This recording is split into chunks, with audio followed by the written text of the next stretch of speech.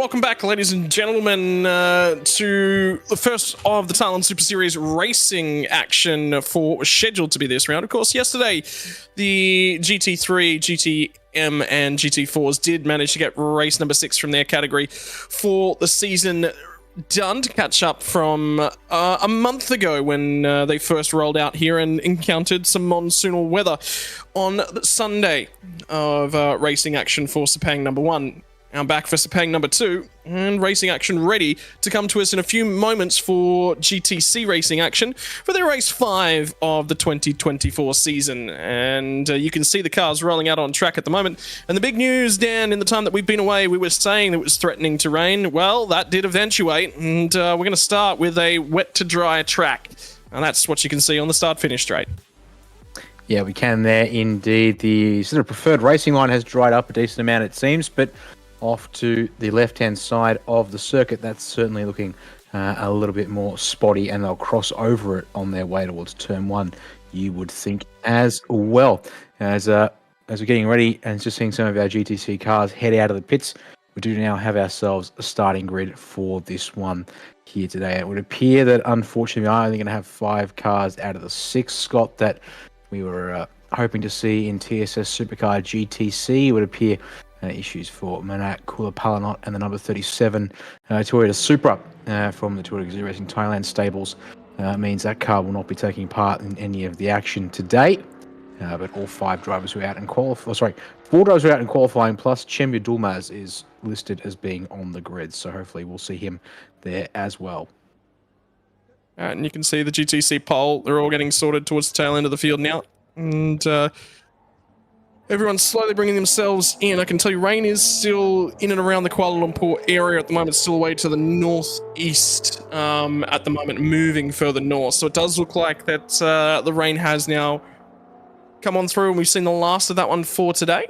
So should be relatively dry. As for tomorrow, who knows, anything could happen in this region of the world, and quite often does as well. So in terms of our starting grid, it's going to be, like you said, the 5 cars that we've got here. Karapong is going to be out of pole position from Damien Hamilton, Manuel Rafael Caceres, Manuel Caceres, and Chemya Dulmaz is going to be the 5-car grid that we're going to be seeing for this one.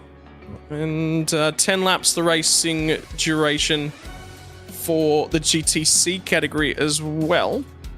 In terms of the season, they've had a reasonably quiet season. The GTR was actually doing quite well back at Chang earlier on in the year before it suffered some failures, unfortunately. So it'll be looking to continue a stronger back end of the season. There's been quite a number of failures up and down the field as well. Yeah, there has. Unfortunately, it was the opening weekend Chang that was particularly rough. Chemya Dulmaz's number 35 car didn't finish that race. Had Manuel Rafael Caceres' Nissan GTR didn't even start that race.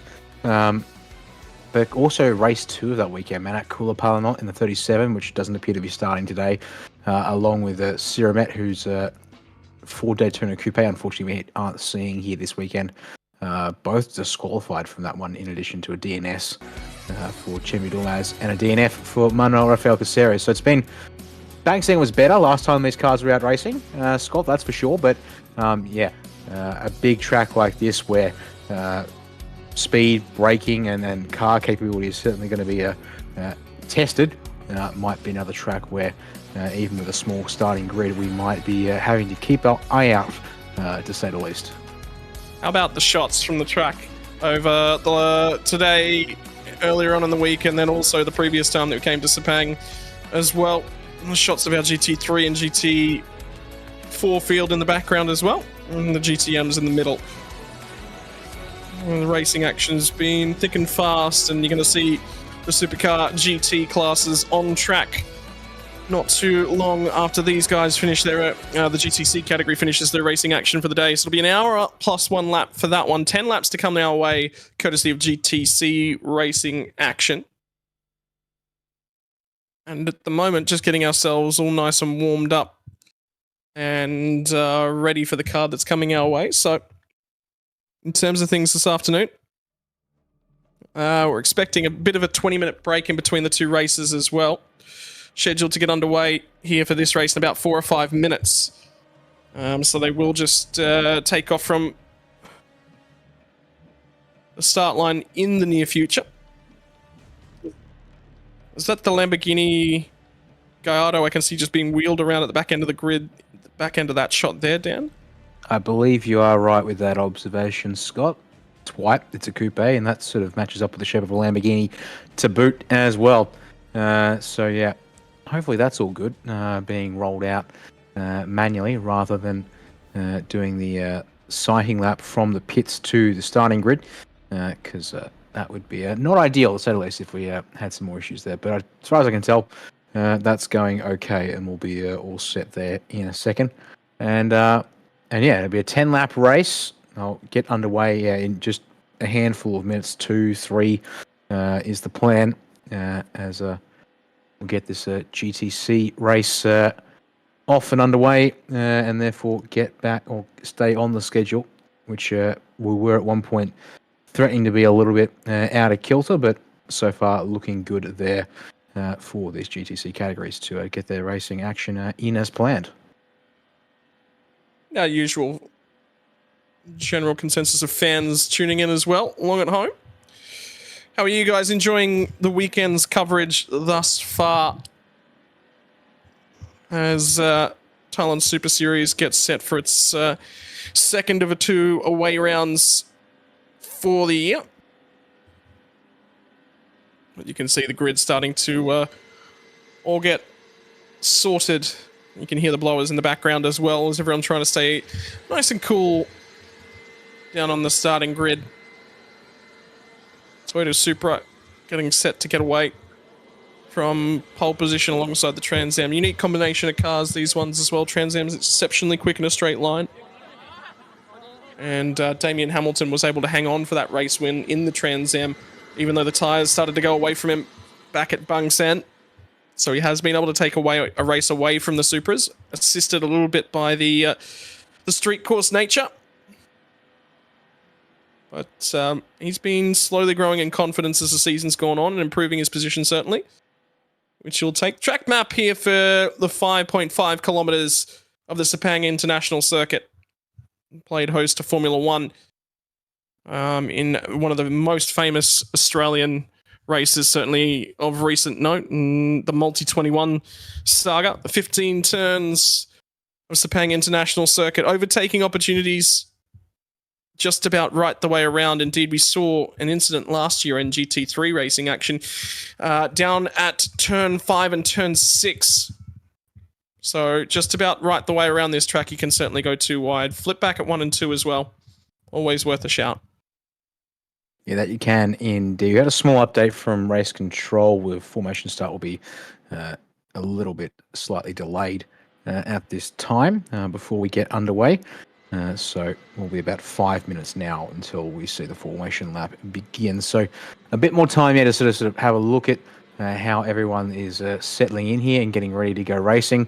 The main thing I think is going to be today, well, actually, just before we go to that, as we have up here on screen, a reminder that Hankook, the official tyre of the Super Series by B-Quik, and as we are currently in dry weather conditions, it will be the Ventus F200 full slick tyre that our drivers here will be racing on, although the Ventus Z207 circuit wet tyres will be on hand should the conditions arise by the looks of things, and we'll hopefully have some dry racing. But at the same time, a bit of wet weather, which we haven't had a huge amount of this year, Scott, would certainly make for a bit of an interesting race, to say the least. Just not as much as a month ago. Yes, very much so. You can see Karapong's all eyes forward, so he's at least switched on as well. I'm wondering whether or not the reason that we might have seen that Lamborghini being wheeled from right-hand side of the grid to left might have been because he was just out of order on the grid, although we're just hearing that we may have actually lost Chemya Dolmaz, so it might actually be only a 4-car grid, unfortunately for this one. Damien Hamilton's number 88 car, complete with Esky in the co-driver's chair. Wonder if he's got a cold beverage on hand. Well, good spot there, but I get the feeling that might be more so that those actually, will that race suit have a cool suit layer underneath? Perhaps Potentially. that would be more probable use of an ice box in the passenger seat, or as you said in D-Ball, we would often call an esky. So Daniel Hamilton there, and a chance to say hello there from his left-hand drive cockpit seat there. As further down the order, Manuel Rafael Caceres, they're getting ready to go racing in the Nissan GTR R35. See what he can do there from third place on the grid. As possible, he could go with the top two, but the field spread in qualifying was fairly reasonable. So at the same time, it does sort of suggest that for this one here, probably will fan out pretty quickly here today. Manasseh Manuel Caceres in this Lamborghini Gallardo Super Trofeo from 2010. Now we'll see what he can do in this car here. And then in fifth and final place, we hope, although I don't see on the grid, so it might be a case of, it's going to be a 4-car field for this one here today, Scott. So unfortunately, here we are down 2 cars from what the entry list says. And bring up timing. Yeah, it does still have Chimmy Durmaz on timing, but no sign of him there on the circuit, unfortunately. Yep, so just keeping an eye out through that one, and I'll just keep a little bit of an update on that one. I reckon Damien Hamilton's got a few EST colas in that esky. I don't think it's cool suit. I think he's got a few mid-race beverages for sure. Series sponsor EST Cola on board, so that will at least keep him nice and cool and settled. Come on, Dan, you gotta have fun with it. You gotta have fun with it. Okay. So important question then. Important question coming up in that case. If we do accept that it might be some EST Cola aboard the 88 machine, how flat's it going to be, or how violently shaken is it going to be by the end of this race? Well, you see, smoother is faster, so I'm going to say they're nice and smooth. They're not shaken at all.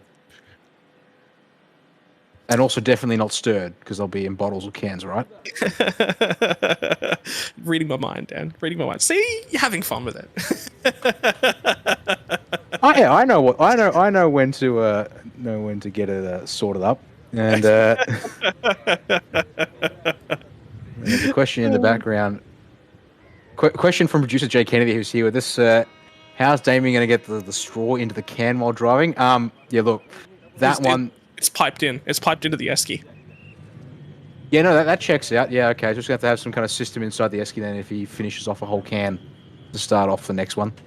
No. So the simple solution is you have just like a 6-bottle top, and then you have pipes going to all 6, and you pull from all 6 at the same time, or perhaps a system whereby when there's no pressure on the first bottle, it pulls from the second bottle. That's doable.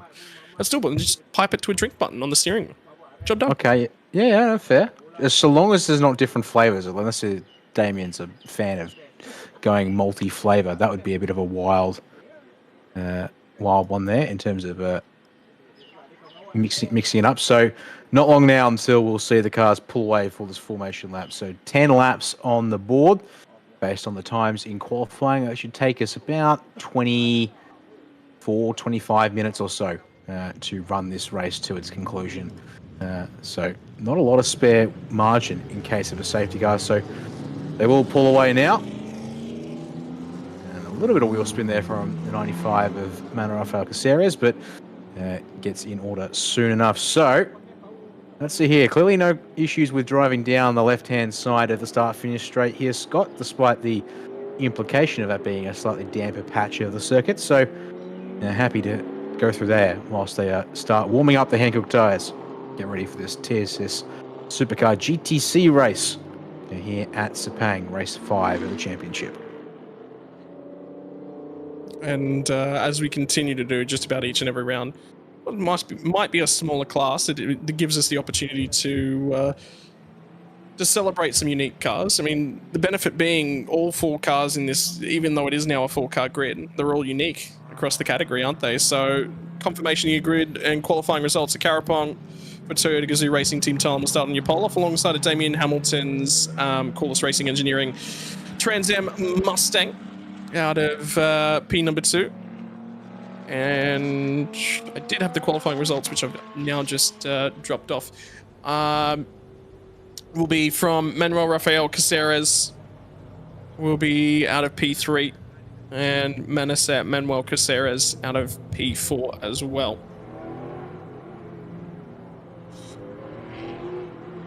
And indeed, as you said, it's going to be a very interesting one here. So, also having a look through like the standing sheets as well for this category, it's quite interesting because you have things like the overall classification here. So it has a Karapong out in front on 67 points, 20 ahead of Damien Hamilton on 47, with Manat Kulapala in the 37 not taking part in this race today. That'll mean that he at best will stay third.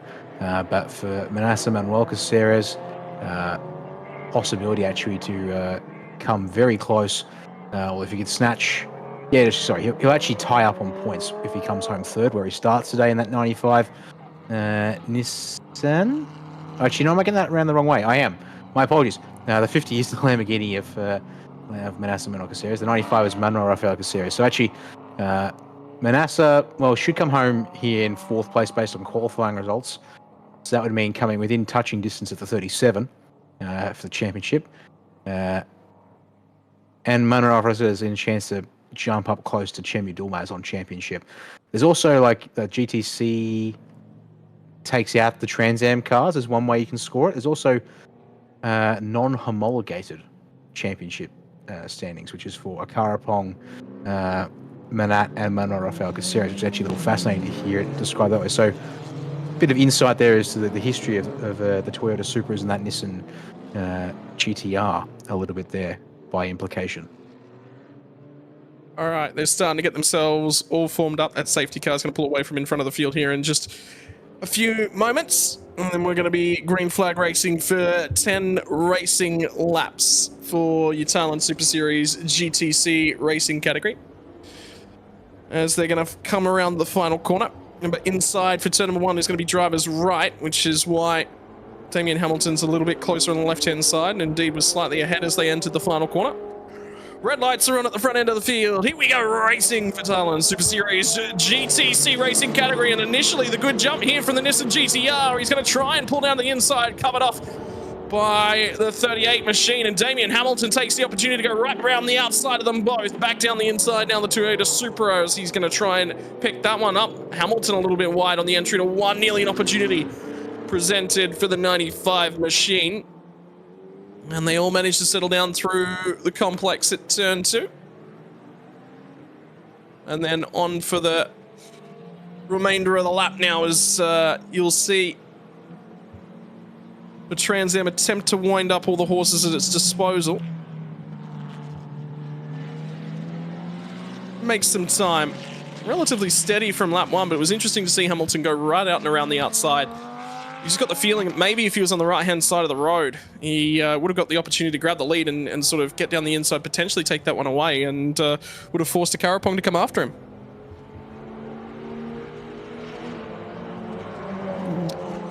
Run down to turn 7. Immediately into turn 8, down the back straightaway. Now down the middle straightaway of the lap as well. One of the better overtaking opportunities on the run down here into turn 9 that we'll see a little bit later in the GT classes. And indeed, just offline, Dan, just noticing a lot of little damp patches. They're not big, and they're not all that far away from the racing line, but they do exist in a couple spots. Yeah, that will be important to keep an eye on if drivers are getting to a point where they're pushing a bit too hard, either in this race or probably more likely we'll see it in the TSS Supercar GT3, GTM, GT4 race later on to conclude today's racing action from Sepang International Circuit. So around turn 14 past the Southern Pit Complex, the race leader will go there. And looking pretty handily out in front, it seems, as there you go, top 3 still in shot together as they run there towards the final turn on the opening lap. And just there in the background, we'll see the number 50 Lamborghini of Manasa Manuel Caceres. Just as I said, based on qualifying, not quite competitive at this stage. And so we'll be running a race all by himself, it seems. So let's see here. Gap there of about, across the line, it's 1.8 seconds, I can tell you to be precise, between Akarapong and Damien Hamilton. We'll have to see here what this timing marker looks like when they get to, next lap around. Based on what I can see here from timing sectors on this opening lap, depending on the sector, it's between 0.2 to 0.6 advantage the Supra until you get to the end of the lap, where it's mostly straights. And that Trans Am V8 can really stretch his legs And Damien's not afraid to put the boot in. Just worried about Damien's tyres as well, just making sure that he does hang on to them, because there is a potential for the Trans Am to drop away a little bit. Drop back into the clutches of the CNC Motorsports KS Racing. 95 of Manuel Rafael Caceres, so definitely does have to look after the tyres. Be kinder to the car. Maybe being a little bit more gentle in the opening couple of laps.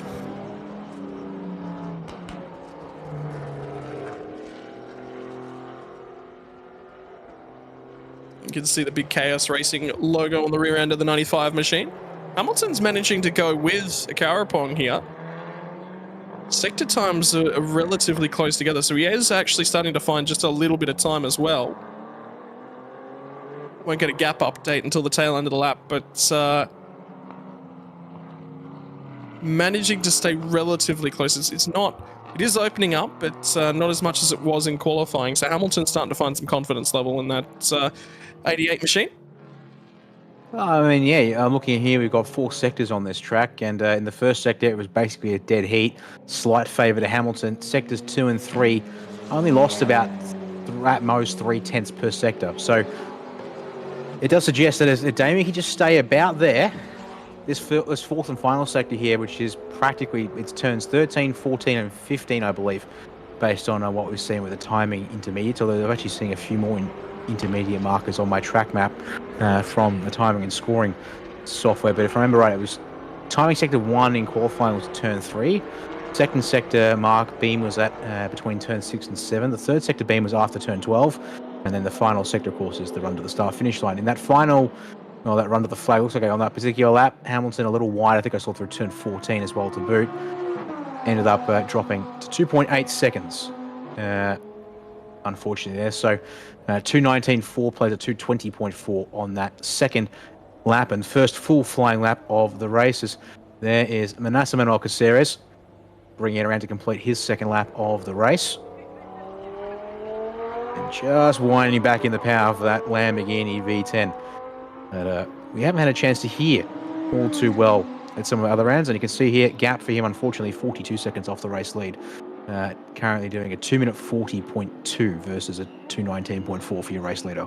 So worth noting here, Dan, I'm just taking a look at qualifying time. So the pole position time was a 2:16.8, whereas the most recent lap time for Carapong was a 2:19.4. So they've actually fallen off 2.5 seconds. That's what the rain has effectively taken away out of the circuit in terms of the overall grip. And Damien Hamilton's a fair bit closer than that to his time. So in terms of qualifying, so his lap was 2:18.9, he's just run a 2:20.4, so relatively close together in terms of those times. But he certainly closed that one down a little bit more, which again suggests the confidence level coming back.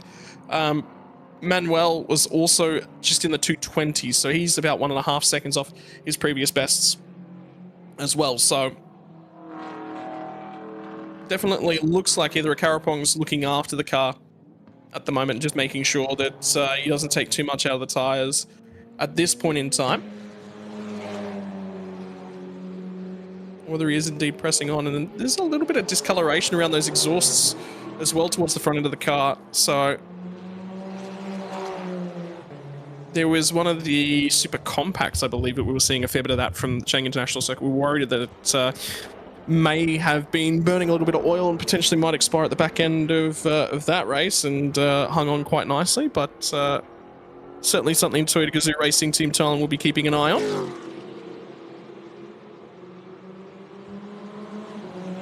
.218.9 from your race leader in a Carapong, at a 2:20.6 last time around for Damien Hamilton. He's actually already sort of hit, well, hasn't plateaued yet, but sort of hasn't gone faster, whereas the Carapong is continuing to pick up the pace, it seems, in your race leading car. So maybe a case of, I think, yeah, given even if it is only a 10-lap sprint around here, it would suggest perhaps for a Carapong just bringing the car in, finding the grip limit steadily, gradually. Although fastest first sector of the race goes to Hamilton once again. So the Trans Am Mustang here on screen does have, again, good grunt, but it seems to be able to pull it up nicely enough for turns 1, 2, and 3 that he's not losing a In fact, he's not. He's actually he is faster than a Karapong in the Supra. But we then start getting a bit more braking, a bit more mid-speed turns, and second sector, which is just Karapong's just crossed through here, goes to a 30.6 versus a 31.5 for Hamilton, who's just in behind him. So it just shows you how the pendulum swings around a track like this, and where the strengths of each of these cars is really showing. Yeah. Certainly the differences between the cars as well. Again, shot out the exhaust pipe there. A little bit of fire from Manuel and the Nissan GTR. Certainly not the stock rear wing that you'd see on one of these cars either. Definitely more upgraded towards a racing spec. And brake ducts in the front splitter as well. It's quite well looked after and brought to racing spec package. And I don't know if you remember this, Dan, but it's certainly something that sticks out in recent memory was seeing the hood of this car flapping about quite a lot back at Chang earlier in the year. Unfortunately, that one escapes my memory there, Scott, so I'll have to go back and review that one, I think, to catch back up on that bit of history. But yeah, whatever the problem was, that was shortly before that car expired on that day as well, so they had engine issues, and certainly a lot more stable this time. Not leaking air in underneath that hood at this point in time.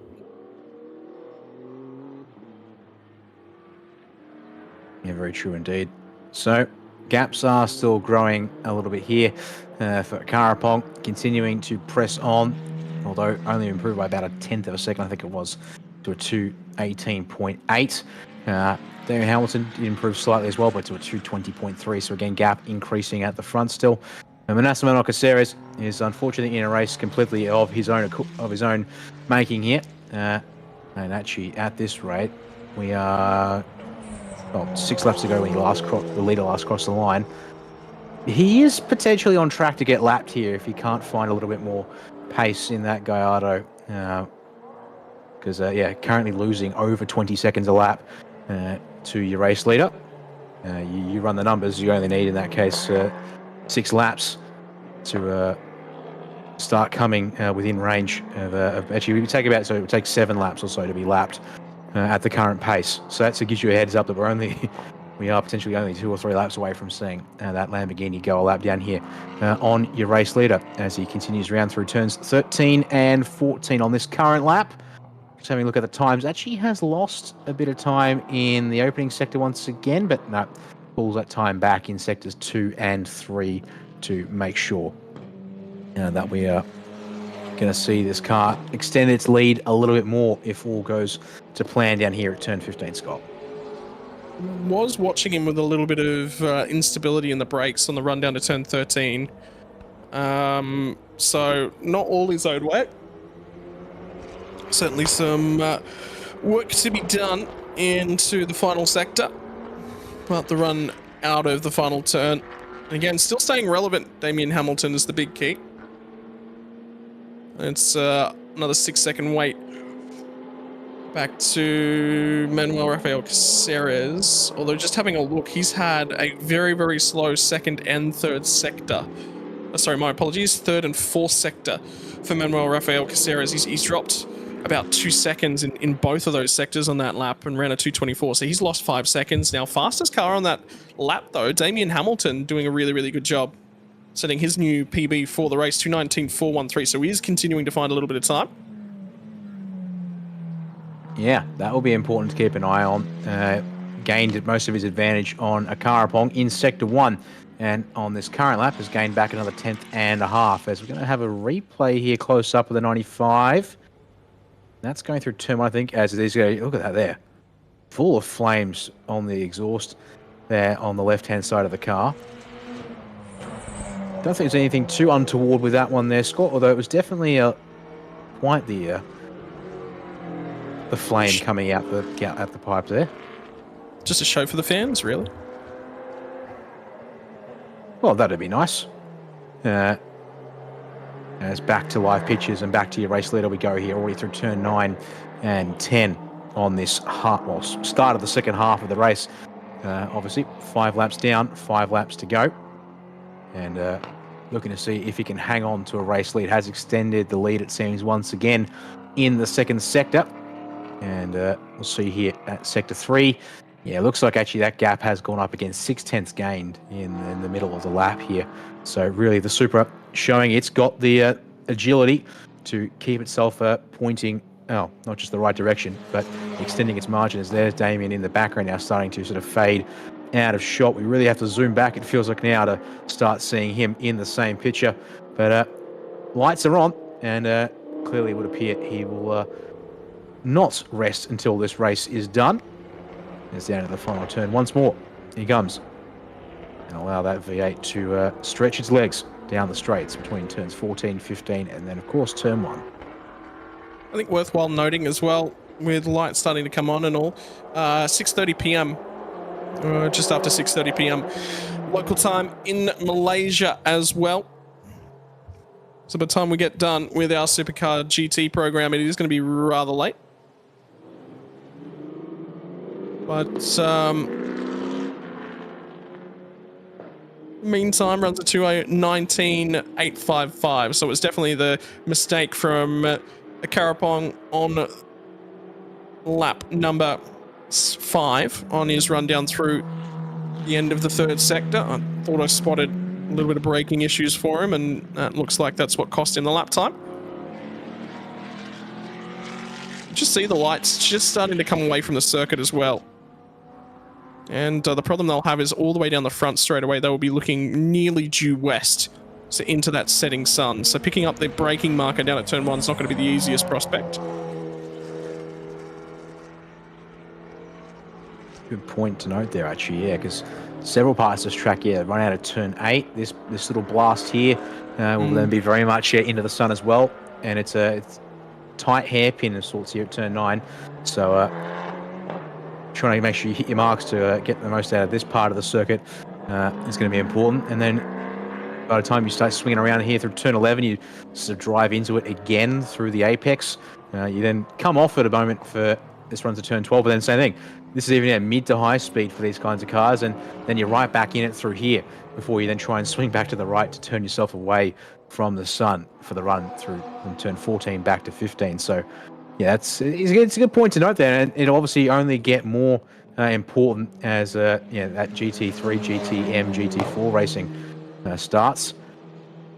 As a question of, if we look at the front splitter, is there something on that car, or is that just sunlight? I think that might be sunlight. I'm not seeing anything untoward from this particular angle that we're looking at right here. No, I think, yeah, it might have just been the light. There was sort of some glare at one point.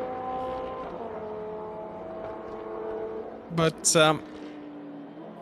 Hamilton's sectors have been better again this lap, so he is starting to find that confidence. Best second and third sector times for him, still not matching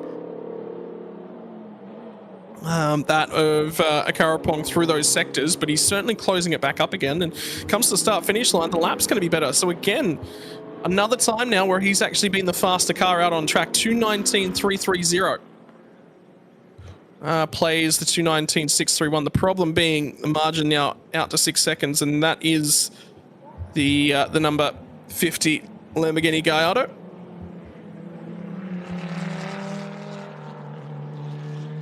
Who they'll have to navigate on this lap.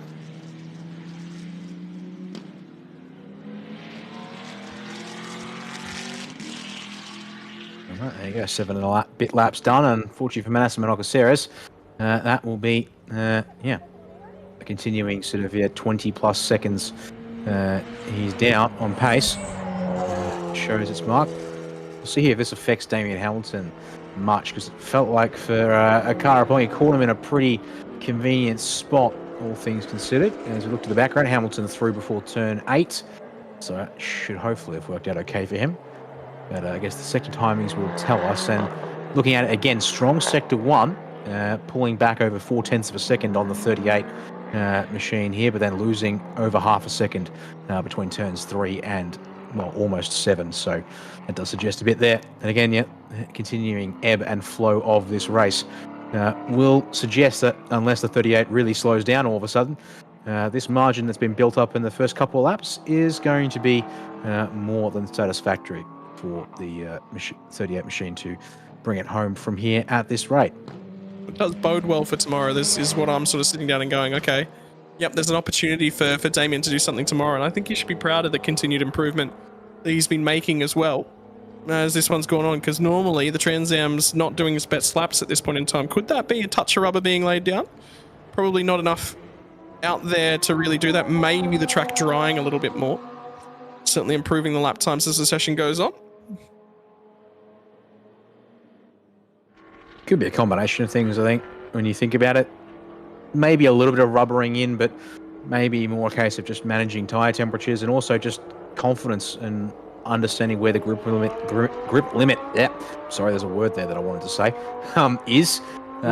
As actually on that last lap, once again, actually did pull another 10.5, sorry, on Akarapong. So the gap's still holding at 6 seconds between your top two as they start their 9th lap out of 10 for this race. As focusing in here on Manassa Manuel Caceres for a second. Unfortunately, the lap times don't speak too well for him at that moment because of having to let the leaders go. It drops to a 2-minute 49. See here, though, it is good to see it might not be as confident in the car and the track, perhaps. A little hard to say without knowing more about him, the driver, in particular detail, but still able to get out there, get racing, and do something the guys there clearly enjoy doing. And not be a problem in terms of despite being off the pace. Just keeping an eye on what's going on for Manuel, because his lap time has dropped off suddenly and quite severely as well. 2 laps in a row now has done a 2:35. So do have to keep half an eye on what's going on with him. Whether or not there might be an issue with that car. And again, 2 seconds off as he goes through the first sector. So some sort of drama for him, unfortunately.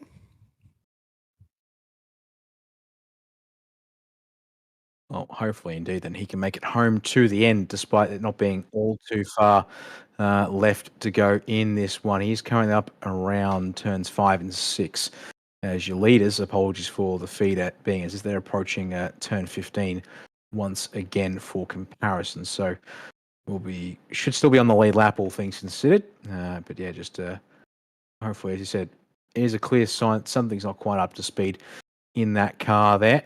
As he's heading down towards turn 9.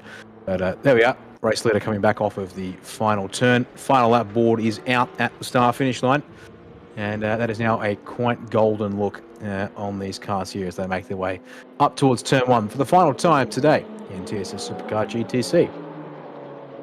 And again, more flame out the pipes as well as he cuts his way down through turn 1. Looking quite comfortable. Still stretched the margin by about another 0.4 of a second on that most recent lap as well.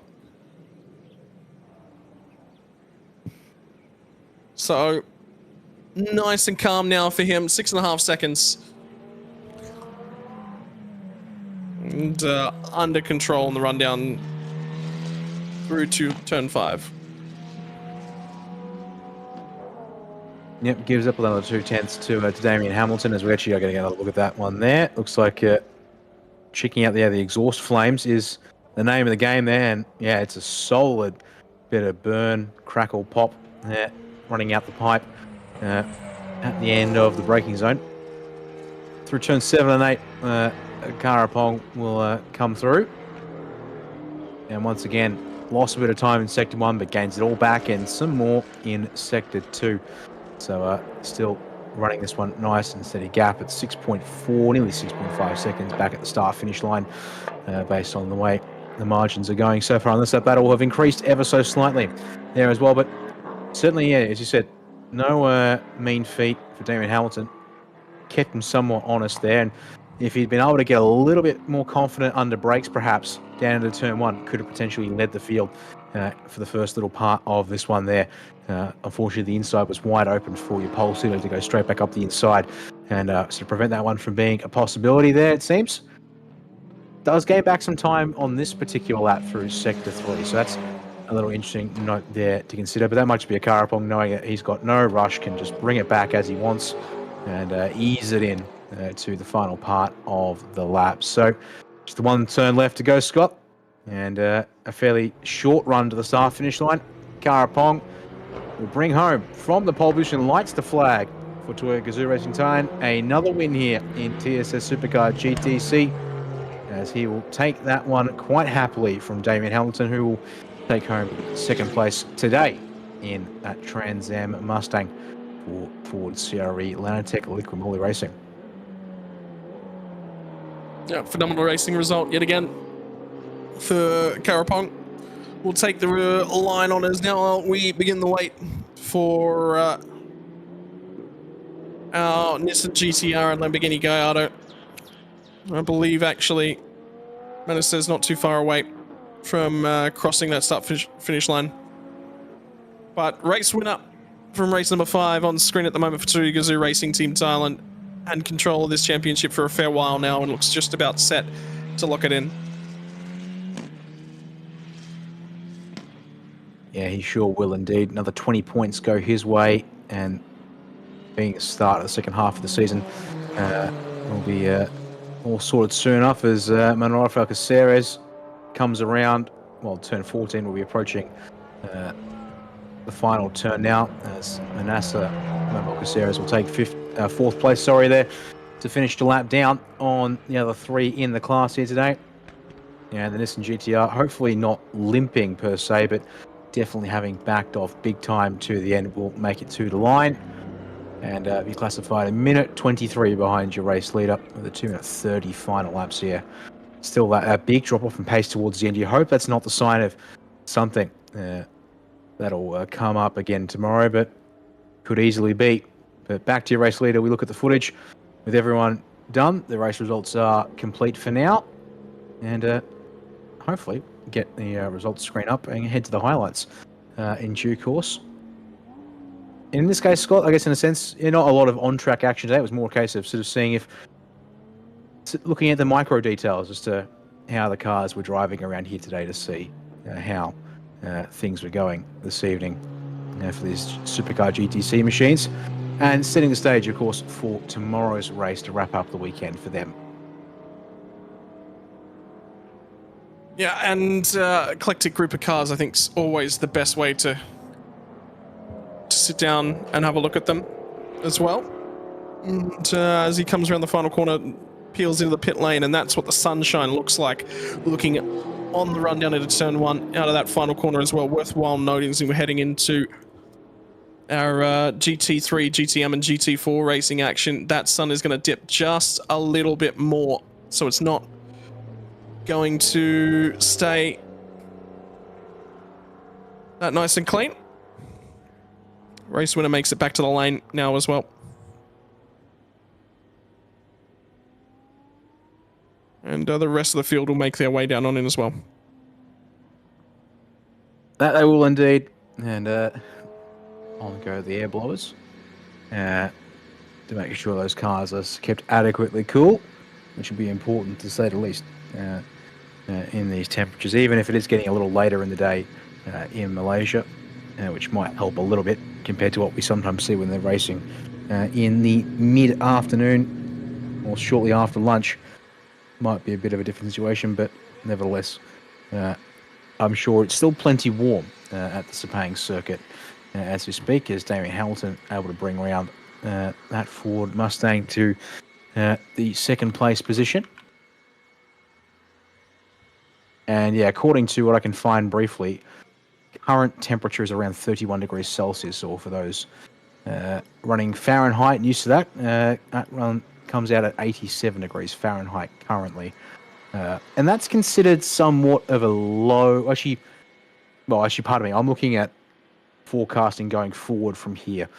It'll only drop about 5 degrees Celsius overnight before back up to 30 degrees again tomorrow, apparently, from what I can see from a brief look at things. I mean, warm part of the world, right on and about the tropics as well. So always going to be hot to race in and around these sorts of regions. And podium's now fed back in to the background of this shot. Damien Hamilton, you saw him climb out of his car and accept P2 as well. And Manuel, although there was no smoke really coming from that car, so everything does look reasonably okay for the 95 machine. Doesn't sound like anything's massively broken from that car, but I'm sure there'll be some work. We'll go on with it just about straight away. As he'll climb from the seat of the car to accept P3. And that's your race results from the GTC category, ladies and gents. We're now being updated as well in terms of pit lane opening as well. We were just getting an update on that one. Formation lap was, sorry, that was the previous race, was due for 6:15 local time.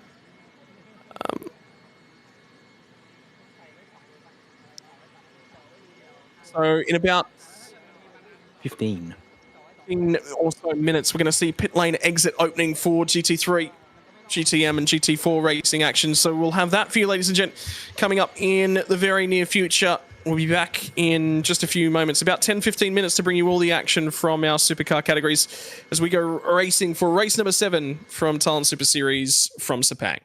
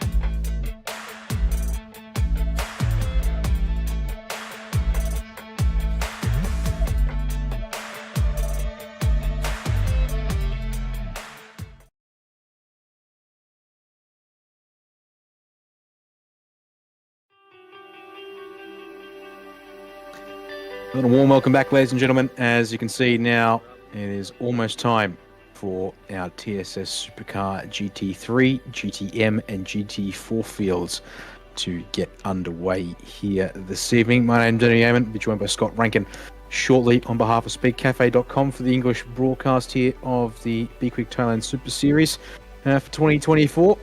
And for the first time this year so far, if I remember correctly, we are going to be seeing these drivers out on track with the headlights on. It is indeed just after 7 o'clock local time at Sepang International Circuit, or I should say Petronas Sepang International Circuit in Malaysia, which means it is not quite dark yet there, but it is certainly on its way. So having to keep an eye out on things, and hopefully we'll be able to see the racing action all the way through to the very end. Given it will be a 60-minute race as usual, plus another lap. The fast lane is currently open for our GT3 cars to make their way down to pit exit and hold for a moment before they will be released out onto the circuit. And in a couple of moments' time, we will see the rest of the GTM and then GT4 cars permitted to join them. And then the standard 5-minute window, Scott, for the all cars and teams, if they don't queue up right now in the pit lane, to join them out on track for the sighting lap back to the pits. Well, sorry, to the grid. And then they'll hold, get ready for the formation and pre-race ceremonial bits and pieces before we get underway here tonight. Yeah, you can see the fans and everyone walking down the pit lane and just enjoying festivities as well as a part of this one. So pit lane will be open here in a couple of minutes, and from there we're going to get everything underway. So just waiting on the pit lane to be open, then they'll start to feed out. There was a notice from race control as well, just to make sure that all drivers did have their headlights, all teams to have headlights out there, headlights working, as that sun starting to get lower and lower as we hit 7 p.m. and indeed coming up on 10 past 7 p.m. local time. You can see the lighting start to degrade. And we have had some afternoon evening racing from the Bang Seng Grand Prix for these guys previously. But I believe yesterday was the first time in a good while that they were racing in evening conditions, or at least on the track and doing nighttime based sessions. So that was from race number 6 of the season for GT3, GTM, GT4 yesterday afternoon. And race number 7 looks to be in similar fashion here this evening. Tomorrow the race will be a little bit earlier, won't be quite so late. Yeah, we'll be getting underway here with racing action as everyone starts to form up out onto the grid. At the moment, we'll have the short gridding procedure and then into the racing action for the first race of the weekend for the 3 categories combined. 1 hour plus 1 lap.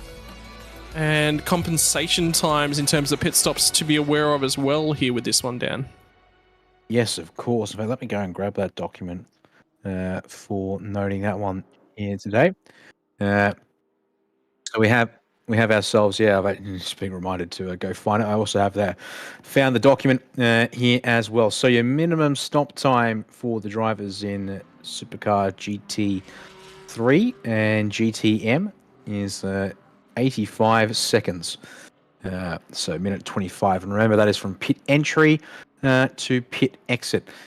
We then have ourselves various driver pairing compensation times.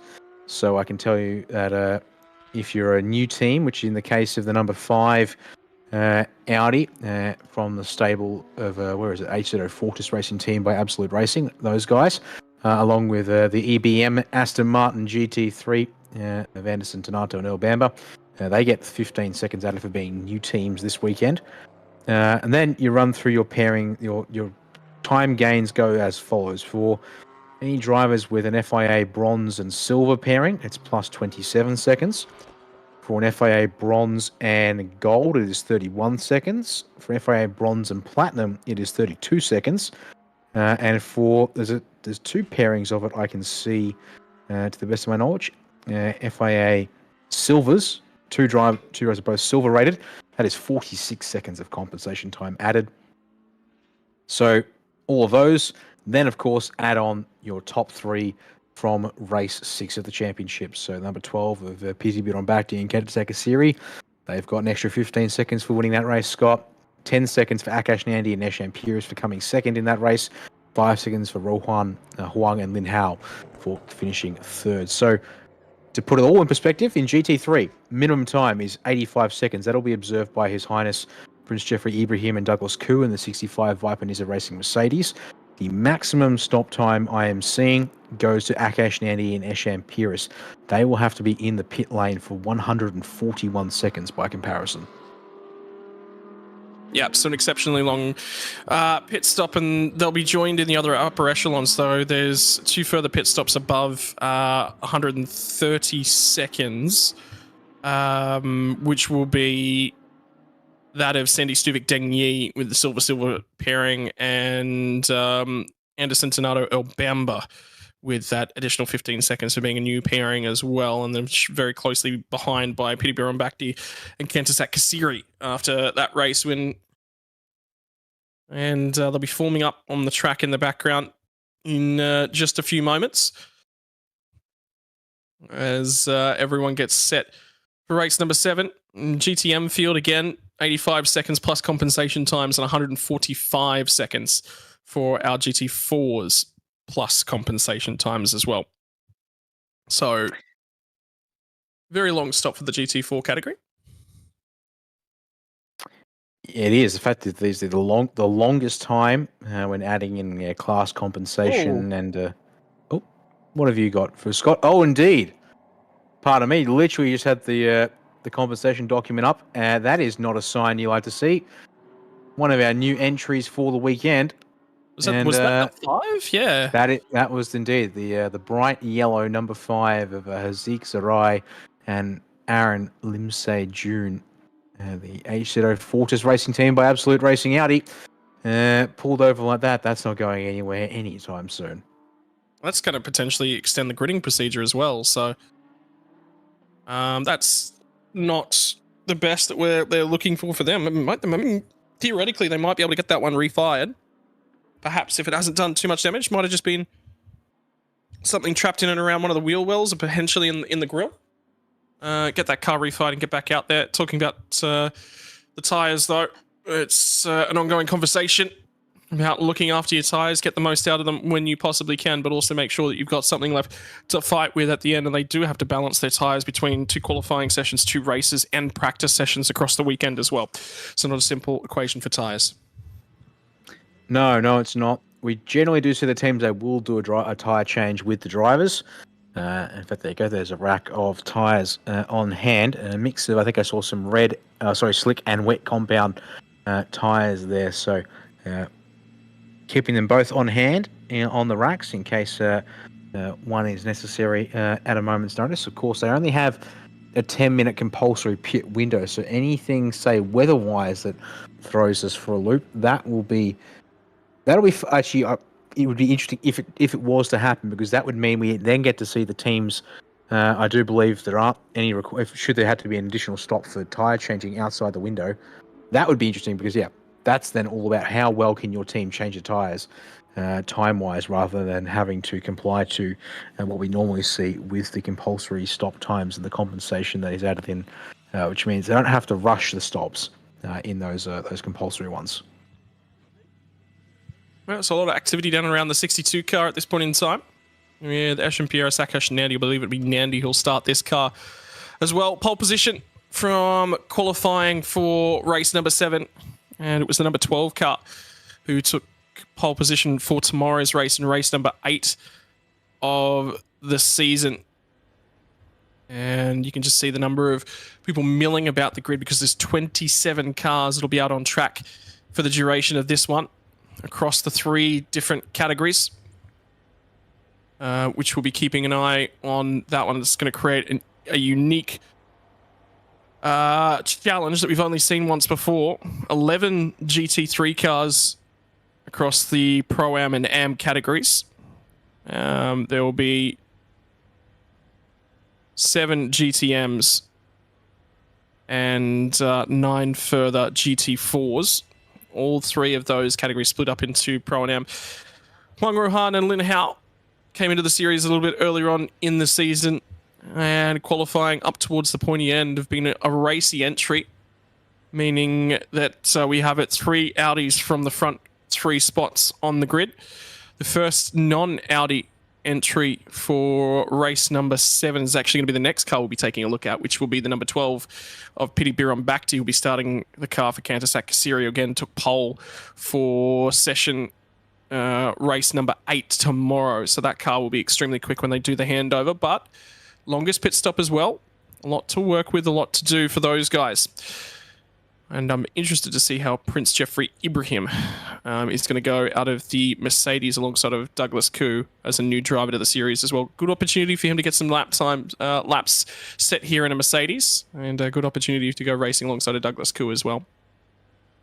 Yeah, and a new addition to that car, having seen Douglas Koo race solo so far this year and last year as well. So how that changes the potential and pace of the other 65 will be curious to see indeed. So that runs at your top 5. Then you've got P6 for Anderson Tenoto to start starting alongside Earl Bamber, the EBM Aston Martin advantages that there on screen. By the way, Henk Kicks sharing the number 27 B-Quik Absolute Racing Audi with Marcus Winkelhock this weekend.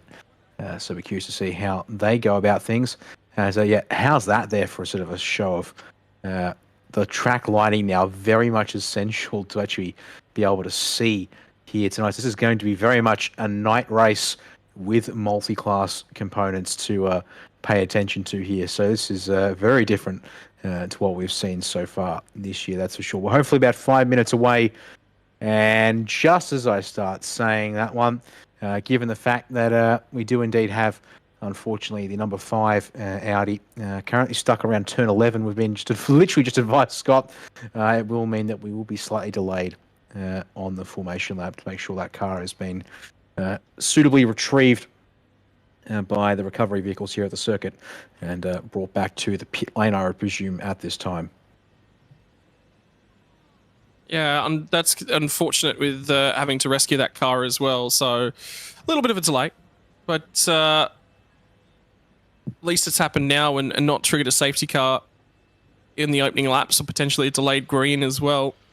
So an opportunity potentially for that car to get back around, but if they're extracting that car as well, that would basically say that unfortunately race number 7 for the number 5 Audi was due to start the last of the GT3 cars as well. So Haziq Zariel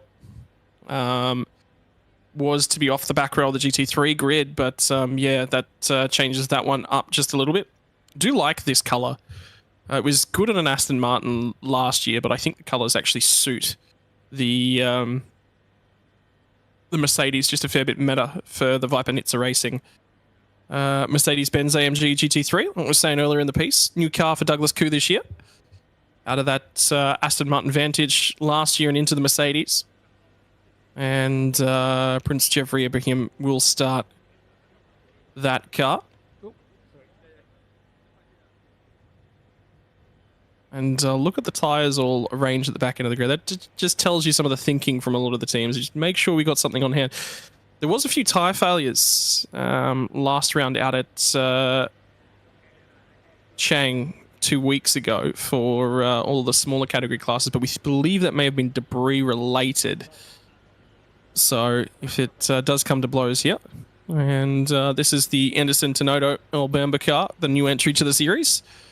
Second of the new entries, one of them not taking part. Unfortunately, with what we believe was a fire in the back half of the lap, but good to see an Aston Martin on the grid yet again, particularly that Evo 2 package as well.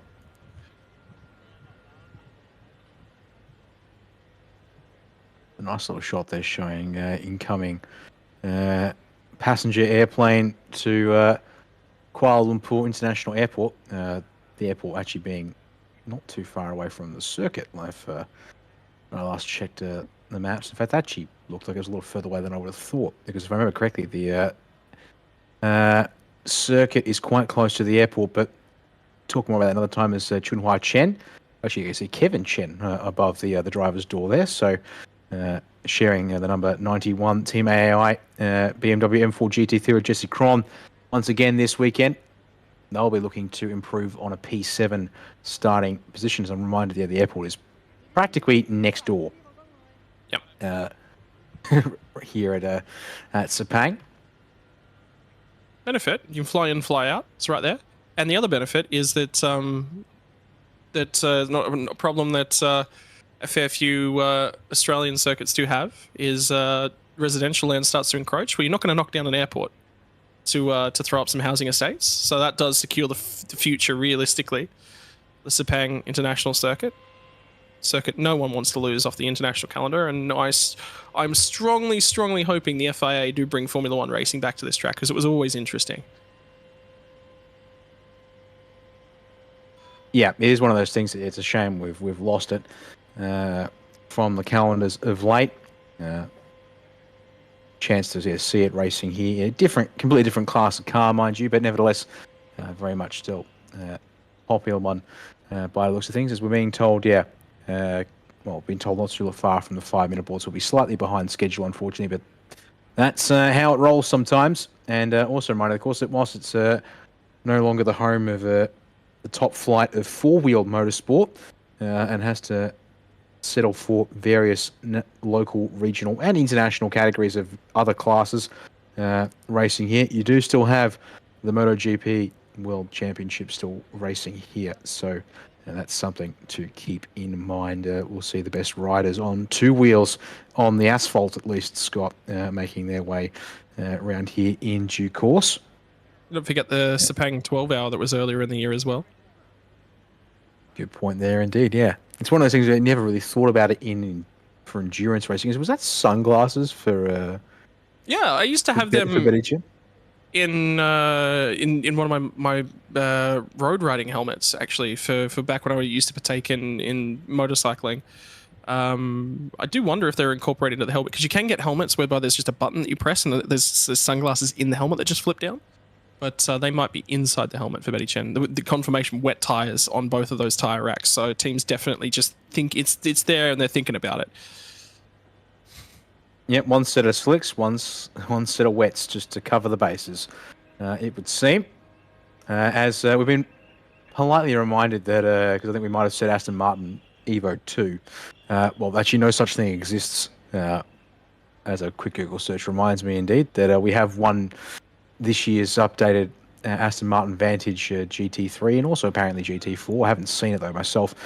Is the first Evo specification for that car, but nevertheless, yeah, it's a striking look with all of the wheel arch flares and therefore used for aero and cooling, ducting, and the like. As the whistles are very much belongs. I believe we were just about right on the 5-minute to beginning of the formation lap. So indeed. It is time for fans and crew members to start departing the grid. With only the last couple of essential personnel standing by to tick things off with their drivers before they'll be told to vacate the grid and get their cars fired up, ready for the formation lap here. Yet again, wandering back past the 62 machine. That will start off of pole position. A good lap from Akash Nandi to put this car on the pole. Was only a couple tenths away. Would have been good enough for top 5 position in the pro driver session as well. So it was just a quick lap all around, made the most of the conditions, set the lap nice and early, and got that car off the circuit, handed over tyres in reasonable condition to Ash and Pierres to go chase down a strong start from race number 8. And how good is seeing nearly a full grid worth of cars for the combined GT3, GTM, GT4? That is just a beautiful sight.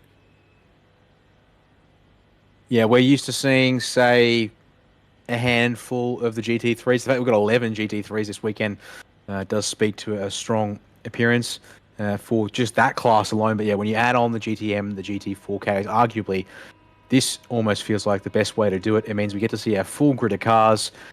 It means you've got that multi-class component of, 3 different levels of pace having to interact with each other here on circuit, as we are now inside of 3 minutes to the formation lap. So in about, it's at the 1 minute sign, drivers will be advised to start up the engines. So not too long away from the sounds reaching our ears, being a little more than just the ambience of the circuit here at Sepang for now.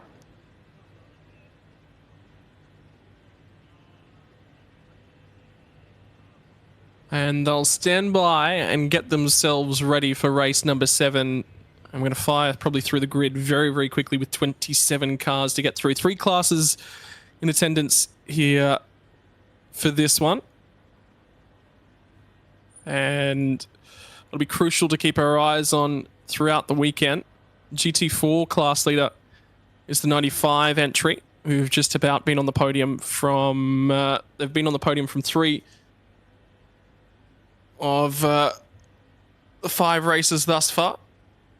And don't forget, race result from race number 6 was held yesterday, so it could even be 4 from 6 races as well. And they had, remember the race for GTM GT4 back at Bung Sen to open the weekend for these guys. Race number 3 of their calendar was actually shortened, and that meant that only half points were awarded. So they've had an interesting series, which combined with the GTM, half points awarded for that series as well. Means that it is a little bit of a mixed up points order. Natavude from the GTMs, as usual, has just been about untouchable at the front end of the GTM standings. Very, very quick to start the series off from Chang. 2 wins from 2 races. Righto, 1 minute warning now displayed from the front end of the grid. Everyone will fire off the grid, and we're going to get rolling here in just a few moments. And as darkness settles in Sepang, we are getting ready to roll away on our formation lap for race number 7 of the Thailand Super Series by B-Quik. Always get this is the stuff I look forward to every weekend. Racing action here down and moments away from rolling off on the grid.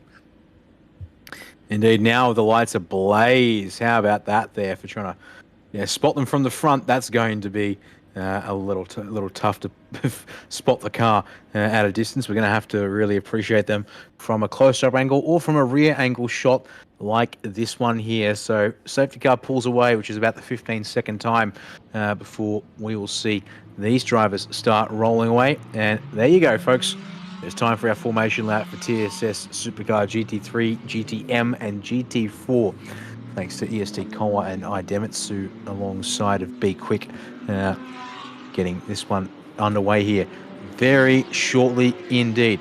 And then we'll start talking you through the grid. In fact, here they are on screen now. So Akash Nandi, Eshan Piris, your pole sitting car alongside Sandy Stuvik and Yi Deng. Wangor Hanlin Hao alongside Pini Bakti and Candice Akasiri in 4th. And Prince Jeffrey Ibrahim, Douglas Koo sharing 5th with Anderson Tenoto and Earl Bamba for 6th. Chunhua Chen, Jesse Cron 7th, Biron Bakti and Carlo Van Dam for 8th. Yinu Chen and Jasmine Jafar 9th. Henk Hicks, Winkelhock 10th. Hazik 11th along with Aaron Lim. And 12th, rounding out Scott, going to be Kita Pole, which is actually now moving into our GTM field there, as well as look here at the back half of the field now as well. One Colin Kamik, Natavude out of 14th, Saiwai Simon Chan, Craig Corliss and Jalen Robotham, Chris Versaratna and Saravut going to round out your 18. Amra Harris, Jeffrey and Nakib Noor Aslan, Nanin Indra Puyong, Kazuhisa Urabe into our GT4 categories now. Vitakorn and Cantady out of 21st. Peter Hackett, Hayden Haikal, back to the back 3 rows of the grid as well. Sathapond and Owen DeSmit, Graham John Dowsett alongside of Anna Thorne and Sudapong and Grant Superfong. Going to round out our GT4 grid. 27 cars, only 26 will be taking the start. Already lost one number 5 machine from your GT3 racing action. Was due to start out of 11th spot with a issue on the siding lap to the grid, requiring fire extinguishers to be in attendance. That one's been removed from the back end of the field. Darkness descends in Sepang for the Thailand Super Series. 60 minutes plus 1 lap. And cars were dealing with significant amounts of water here a month ago, leading to race number 6 to be cancelled and rehosted this weekend. And just earlier today, those tricky weather conditions in Sepang kicked in yet again for one of the other categories that was here this weekend, and now we've been forced to resort to a little bit of catch-up for the Thailand Super Series categories, as we're going to get racing here just after 7:30 local time in the dark, which means tyres will be cool, air will be relatively cool as well. Might be okay. They'll form up as they come out of turn number 14 here, run down the back straight away. And then it'll be out of the final corner into turn 15, into the hands of the 62 machine of Akash Nandi, who will have control of the field. Sandy Stuvik will be off alongside of him, two teammates. And then it'll be Huang Rohan, the Chinese driver. And Pity Biron back to Uber for row number 2. Who's going to get the best getaway out of those cars? Who's going to feed off down into turn number 1? Safety car is going to pull away from the field here in just a few moments, as they all form up. Medical car is now in position. They've done well. 27 cars. As they feed in. I'm still waiting for that safety car to pull away from the front of the field. It's going to go now, I believe, as the fields start to spread. Gap between the classes as well. 3 classes in operation as a part of this one. And we are now just moments away from being released as a part of the racing action for Thailand Super Series. 60 minutes plus 1 lap. Get ready, ladies and gentlemen. Lights are on from the front of the field as they all form up. The lights are on in terms of all the cars, and they've been turned off as well. Race start on the run down at turn number 1. And it was a good getaway from the 62 machine, and I believe Stuvik's actually got a reasonable getaway as well, as he was trying to get back across to the right-hand side of the road, try and cover that one. And 27 car, sorry, it will be the 25 car. Huang Rohan was trying to feed down in there, 3 wide at the tail end of the field as they're trying to get themselves sorted out. Finally managed to do so, and they're still feeding on the run into turn number 1 as the GTM and GT4 fields as well. But in the meantime, Akash Nandi got the perfect start, got the perfect getaway. He's going to lead the field down into turn number 4 for the first time under the lights, as everyone tries to find a little bit of racing room. How about the start from the Aston Martin? Trying to cut their way back through the field. Started just behind the 65 AMG, and around goes the Aston.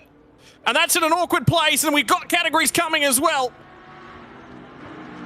Luckily, they've managed to keep that car to the inside and still rolling. Doesn't look like they've made contact with the tyre barrier, with the barriers, the Armco, on the left-hand side of the track. They will get out the other side, but it's going to be from the rear end of the field, and we'll keep our eyes just offline a little bit as he turned in there, Dan. Did he touch the wall? No, maybe. Maybe on the front left corner. I think he got away with the barest skin of his teeth there, although you can see now, actually, that's definitely nudged in to the wall there. And looks like they have sent a car to try and recover that one there. As I think we've gone back to live once again. Now up towards the front of the field as Akash Nandi in towards turn 14 here. And as we'll see here, do we keep this race green? Pardon me, where is that number 11 car, Gon Anderson, to note it already dropped down the bottom of the timing orders. They're in Sector 2, not with Sector 3 and 4. Can he get that car backed out and get that car going once again, or are we going to have the race neutralised to recover it, as your top 5 there come around turn 15? And you can see that running just wide enough to kick up a little bit of dust on the exit of said final corner. So Akash Nandi leads Sandy Stuvik. Huang Rohan's got Pity Piron Bhakti and Prince Jeffrey Ibrahim right in behind him here. So there's your top 5, lap 1 complete, and you'll see now the rest of the field come through and update their timing. You can see our GT3 spread, so 9 out of our 10 starters still running in GT3, 11 seconds at the end of lap 1. Yeah, so fair bit of field spread as everyone's trying to feed themselves in. They all did well to dodge the Aston Martin as well. And we are going to get a safety car for this one, because that number 11 car still stuck in position. So they are absolutely going to be forced to call that safety car. They left it as long as they possibly could. They did not want this group of cars arriving at speed. And it was the same spot last year on lap number 1, albeit of the second race of the weekend, that immediately triggered a safety car. Have they already come through? Yeah, I didn't see the Aston. Yeah, there it might be. There it is. I think literally they've picked it up under safety car conditions. I think. See if we can just get another angle looking forward from here, perhaps. No, it's them coming up. That's the leading cars. Just looking to see if can we spot it in this queue, or has it been because they called safety car in time for it to get ahead? perhaps before. Probably the headlights so bright now here under nighttime, you can't actually spot them here heads on. There it is. So I think that's no, it's in behind the top 5. Okay, so it is the trapped a lap down at the moment. So whether they'll be allowed to get a lap back, that'll be the next question now that we'll have to wait and see. Because I guess the reason for the safety car is now, well, moving once again. So will they basically do a 1-lap collection, release, and go again? More than likely. Yeah, because, I mean, we've only just gotten going racing, so the field's not majorly spread out. So they will be able to sort of collect them relatively quickly. There's a Nissan safety car still sitting down at the end of pit lane. So that's the run down the back straight away on the run to turn number 15. And yeah, so he's going to be trapped in the middle of that one. So that's the green car that you can see in the back end of that shot's Jeffrey Ibrahim in the 65 entry. And they'll pick up the safety car as they come out of the final corner. Everyone doing their best to try and build and maintain a little bit of tire temperature, tire pressure. It's tricky conditions for a lot of these guys racing around under lights for the first time this weekend. Changes a lot of things, grip levels, particularly cold tires lap 1. Does change things quite significantly. And unfortunately, that's just caught out one of our new entries to the series who'll go to the rear. But the benefit is they are still out there, an opportunity to get some data collection going for these guys. I think that's going to be the big key that they'll be looking for tomorrow's racing. Yep. Well, confirmation from race control coming through now as well. This is going to be a very short, very sharp thing because the safety car, well, is no longer required per se. It will be coming straight back in at the end of this lap. So just looking to see, yeah, if that number 11 is going to be trapped a lap down still in this queue, or if they might be able to. Actually.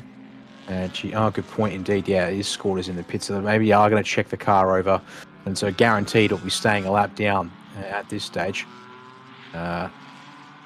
Hopefully in there for their case, yeah, it won't. They can get that car out, but obviously with the whole field now coming up through turns 6 and 7, going to have to move quick to get back on the queue. And should they be able to take the restart, not only will it be a lap down, they then got to also work their way through all of the GT4 and GTM traffic before even thinking about being in a position to start unlapping themselves. Up on the jacks, headlights still ablaze. Hopefully that's still a good thing here. Let's see if we won't get a chance to confirm that anymore for now, at least. We have to go off what we see on the timing displays. As I do see, it's just stopped saying it's in the pits. Well, it's starting to roll for pit exits, so that is potentially a good sign there indeed. Yeah, and they were getting ready. They just checked over the front end of the car where there might have been a tiny little bit of contact in the front bumper, so they just checked it over. So it looked like everything was all okay, and they've managed to get rolling yet again. So that'll eliminate 8 minutes off of our race clock. And safety car will probably be pulling away here, and yeah, indeed already has gone. So that will get us banked back up behind Akash Nandi, who'll control this one again. Would have been looking for a good jump, looking to try and pull away, and indeed he was making some margin quite quickly in the early stages of this one. Now they'll have to reset and have another crack at it. But field's going to condense just a little bit as well. This will present an opportunity for the 11 machine to catch the field at least a little bit as everyone continues warming their tyres as much as they possibly can. And I guess the other benefit is, or actually, no, they're not going to have a benefit, I don't think, because by the sound of that there, foot is down to the firewalls, and we're going back racing once again here for the drivers in GT3. And you see actually the snake of these cars as they'll round the final turn. And indeed, Akash Nandi has said no more waiting around. We are back green here from the Petronas Sepang International Circuit. And 51.5 minutes on the clock still. means we will resume the racing action here. And you can see it's already on for third place. Juan Rohan having to defend from Pity Birambakti into turn number 1. And we'll be able to cover off the inside for now. As, our 9 GT3 cars on the lead lap. Single file through the opening 2 turns at this time. A chance now to reset and see what they can do here with the single file restart and all being lined up nose to tail. By the looks of things, for the number 11 machine, it's just approaching turn 15 now as your leaders here coming up towards turn number 4. Yep, so not attached to the railer end of the train, but that's also going to allow GT4, GTM categories to sort of spread apart just a little bit by the time that he'll arrive to clear a few of those cars out. Meantime, racing action relatively sedate at the front of the GT3 category. You can just see that Voravud Birambakti behind the wheel of the 89 entry, starting to try and hunt back down Chunhua Chen in the 91 machine. But best start for the 65 Vifanitsa Racing Mercedes AMG they've had this season, and indeed last season as well. The Prince Jeffrey Ibrahim sitting themselves really nicely inside of 5th position as it currently stands, and just showing the tyres still not up to temperature at the rear of the Mercedes V8. I tell you what, Sandy Stuvic's managed to go a lot closer this time by with Akash Nandi. Nandi not necessarily pulling away as far. It seems as if Stuvik was struggling a little bit on the cold tyres there, Dan, but a little bit of temperature in. It's responded quite nicely, and it is going quite well with Akash Nandi. Yeah, it looks nice and close, in particular at the final corner there for turn 15. And as a result, let's see here. Akash not going to defend too hard, so he's still comfortable enough to be able to run a regular line towards turn number 1, and makes some sense. And then over is it angle in, early first apex. Can he hold it to the curb? Not really, but allows him to double back and open up the run into turn number 2, but so will Stuvik. And then you've got Juan Rohan. Also note, of course, for Rohan, and now Prince Jeffrey Ibrahim, they're the only 2 cars still running in the GT3 AM subcategory. So 25A versus the 65 will be a battle to watch, separate to the outright honours that our other drivers in GT3 are racing for here today. So I think we can also talk about with the GTM and GT4 categories down the line, as well as your leading drivers winding through turns 5 and 6 here. 48.5 minutes now on the clock as they're on their 5th lap of the race. I can tell you the class battle as well, incredibly tight for GTM at the front end of things. Only half a second or so in it for the lead of GTM. And Nadavude has it. Sorry, my apologies. It's going to be Kittapult at the moment, leading from Munkol. Now this is back within our GT4 standings. And the battle back here, incredibly close as well. You can just see that's the Hayden Heikal Mercedes, currently driven by his teammate Peter Hackett. So that will be for 19th. And the 2 that shot through the front end of that shot just before will be your front 2 GT4 cars, the 18 Vodacom and Amma Harris Jeffrey in the Winghin Motorsports 39 car. And then you get back to these 2, Peter Hackett and Nanin Indra Payung for Racing Aurora and 2W Zoomies, respectively. This is probably going to go on for quite a number of laps as they continue to bring the tyres up to temperature.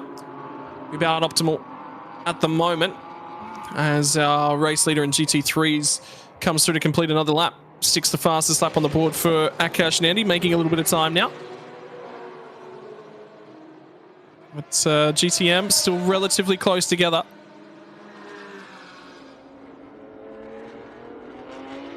How good is things? Pardon me, I think I've just cut you off there just a little bit. I was going to say, yeah, for all intents and purposes, most of our classes, yeah, all awfully close together still, despite it being a couple of laps to see if people might perhaps spread out. So, yeah, good to say this. You can see here, Sarah Wood and Afiq Yazid, the PSC Motorsport Lamborghini Huracan Super Trailer. A little bit of a slow start for them in this race, despite their performance in Q2 earlier today. Saw them up towards the top of the time charts there. So a bit of work to do here in this evening's race before they can try and reap the benefits of a strong Q2 for race 2 tomorrow. Yep, but they'll keep away at that one. And I'm interested. I just want to really see that Amr Nakib versus Intrafuzak Kasiri battle for GT4, because they're exceptionally close together. And Peter Hackett and Nanin Indra exceptionally close together on track as well. So those battles further back. Although for outright honours in terms of GT4 standings as well, very much worth a look in. Hayden Haikal, I'm interested to see how well he does here this weekend.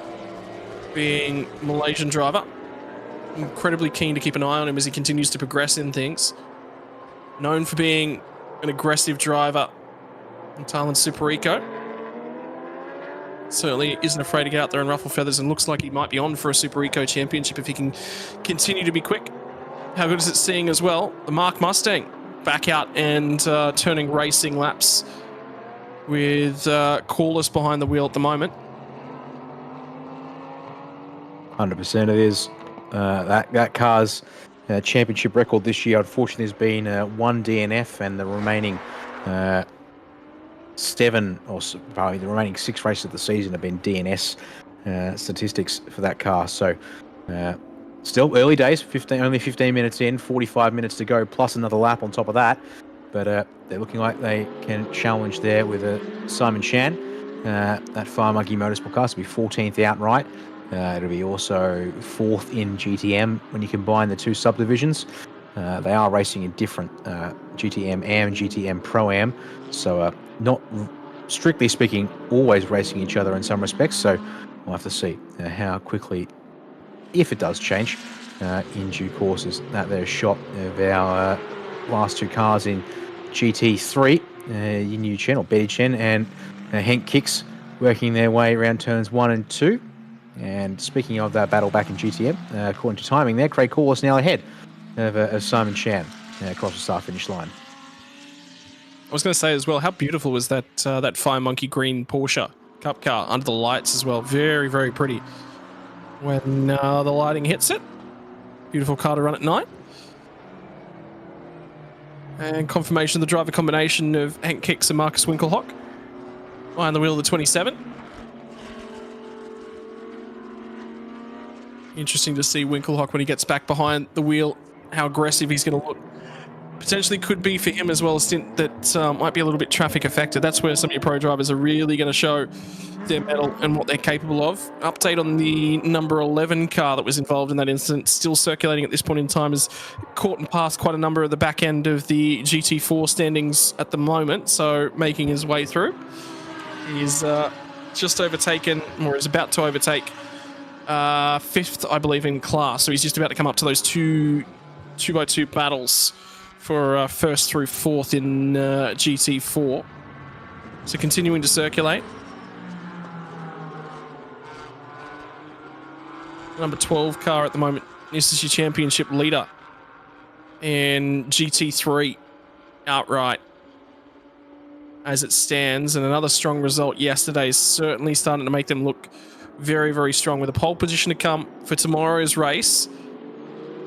4th here might just be good enough. They'll have a very long pit stop though today, will be one of the things that they'll have to handle after winning yesterday's race number 6. But the results are all going their way, and it could be a Team Singer Thailand championship when we get to Chung on the 15th and 16th of December. Could be indeed. Speaking of battles, here's your lead for GTM. Kittapol versus Munkong, fighting over it, and they're well clear of everyone behind them, it seems, in the last couple laps. They've really established themselves out in front in a little bubble of uncontested air to the rest of the GTM field. So that's going to be something they like to see. On that last particular lap, though, faster of the 2 cars on track was the number 17 of Munkong in that AAS Motorsport Porsche 911 GT3 Cup car. You can hear just cutting above the engine note of the Ferrari 488 Challenge. A little wide there, though, from Kittapol through turn 5. I have to be careful not to run out too wide there, I suppose, based on what we saw on lap 1. But at the same time, tyre pressures up to temperature now might be in a better situation to be able to handle being a little bit more offline as a little further up the road in GT3. Seeing here Chunhua Chen and Harry Vorovud on Bakti who'll be in these cars at the moment. And indeed, 6th, 7th. Just about 15 seconds off the GT3 lead. Can either of these two cars make their way forward in the back half of the race once the driver swaps take place? Actually, I'll tell you something interesting I did actually notice. I was looking at some footage of Bottas's helmet and Valtteri Bottas's car over the last couple of races from Formula 1, actually supported by Team Singer Motorsports as well. So, interesting to see if once he finally steps aside from Formula 1, we might see him over competing in the Thailand Super Series. Who knows? But keeping themselves focused on the racing action at the moment. The difficulty is right now just trying to close down and certainly make that pass. Qualifying order, of course, there's quite a few cars that were incredibly close together in terms of qualifying speed yesterday, but earlier today. But no one's really been able to. It's sort of the GT4s we're keeping half an eye on. Although at this point in time, I tell you what, the 25B of Kittapole and Mungkong, that's 17 car, only a 1/10 of a second apart as they cross the start-finish line on that lap. So they're starting to get a lot closer yet again. As for your GT4s, the seems to have found a little bit more time at the moment, starting to run away at the front end of the GT4 category. Do wonder. Yes. Yeah, Hackett's been passed for third in that class as well. Nananindra will step into third spot in the 58 car. Yeah, a bit more of a spacing occurring in the lower classes. So some of the battles we saw to kick things off early have sort of faded a bit. Now, part of that also could be the fact that we do have drivers like Anderson Tomoto in that EBM Aston Martin trying to work his way through things without rocking the boat too much.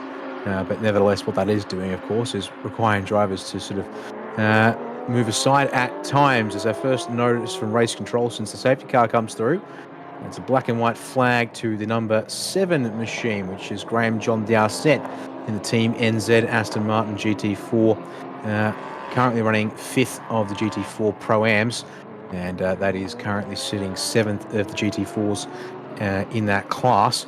So they're now pushing the limits with track to the point where they've got to keep things in mind for the rest of the race, and that's quite early to get that one. Barely 1/3 distance, Scott. Still got just under 40 minutes to go in this one here, and you're going to have to now be on your best game there to not mess that up track limits wise from here. Yep, so it'll be something they'll have to manage for the remainder of the race. Down in the middle of the field of our GT4 competitors. Back up to the point in terms of things. Akash and Andy's still building that margin. At the moment out to 1.5 seconds now. So Sandy Stuvik still managing to go ahead and have a look at the light flash now from number 17 entry on the run down to turn number 1. I definitely feel like Munkol is a touch faster. But just not able to get alongside. Got very close to the rear bumper now of Kittapole. The Ferrari 488 Challenge entry for Singer Motorsport Team Thailand. Run down to turn number 4. Is he quite close enough? So the mid-corner speed from the Porsche has been quite strong. And then they get out the other side, get on the exit, and he just can't get close enough. But he is starting to challenge just a little bit more. Pit window now opening in about 2 minutes' time, which we'll start to see strategy come into this one. Might see a few cars coming quite early. And I get the feeling that these two teams will be doing whatever the other one doesn't do.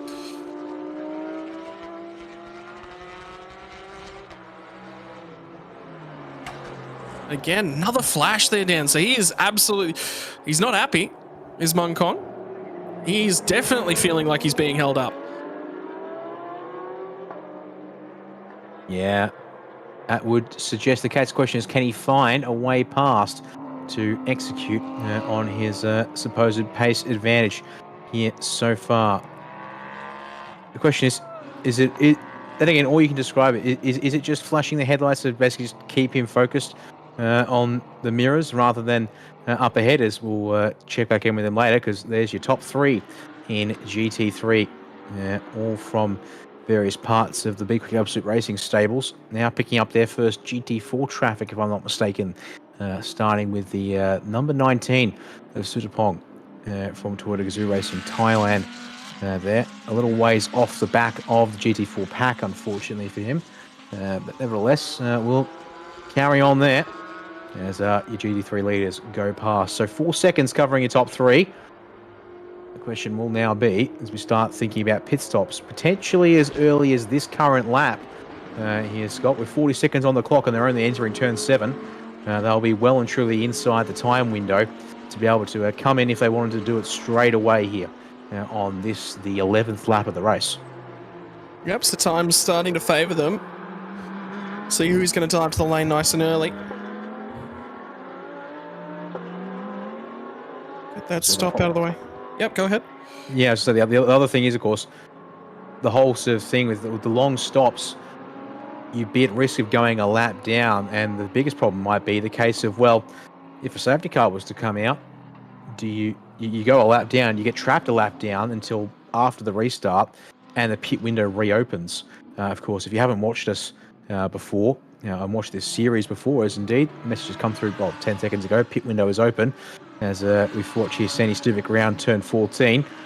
That if a safety car comes out now in the next 10 minutes, the pit window is frozen, and the remaining time on the pit window will be restarted once the race has been restarted as well.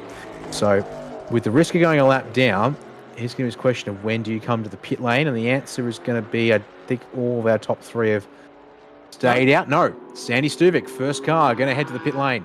As we watch across the timing here, 25.8, takes over second place on the road at this time. Yeah, so what's Rohan got? How long is he going to stay out in this car? And have a look at the front brakes aglow on the number 25 Audi, as he was on the anchors quite hard on the run into number 1. Update, more cars coming to the pit lane as well. Pity Biron back to is in. We'll hand over to co-driver as Chunhua Chen with Jesse Crone will be climbing into that car. Vorovud Biron Bakti will hand on over to Carlo Van Dam. Hank Kicks to Marcus Winkelhock and Yinyu Chen, Jasmine Jafar. So driver swaps now occurring for a large part of our GT3 field. Both the Team Singer Motorsport Thailand entries are in to do their driver swaps, and tyres being thrown the front end of the 89 car as well. Yeah, I think a fair few of our teams are going to choose to do tyre swaps here. That's not uncommon, even despite the improved temperature. The main thing I'm going to worry about there is for number 12, that's going to be an awfully tight squeeze out of the pits for them, given that the 89 has come through from in front and then try and park up in a pit bay there. So hopefully they'll be able to maneuver the 89, maneuver the 12 a little bit there to allow it to get out without too much fuss. As back up with your race leader coming up into turn 14 for Akash and Andy. So the question will now be, approaches on GT4 traffic.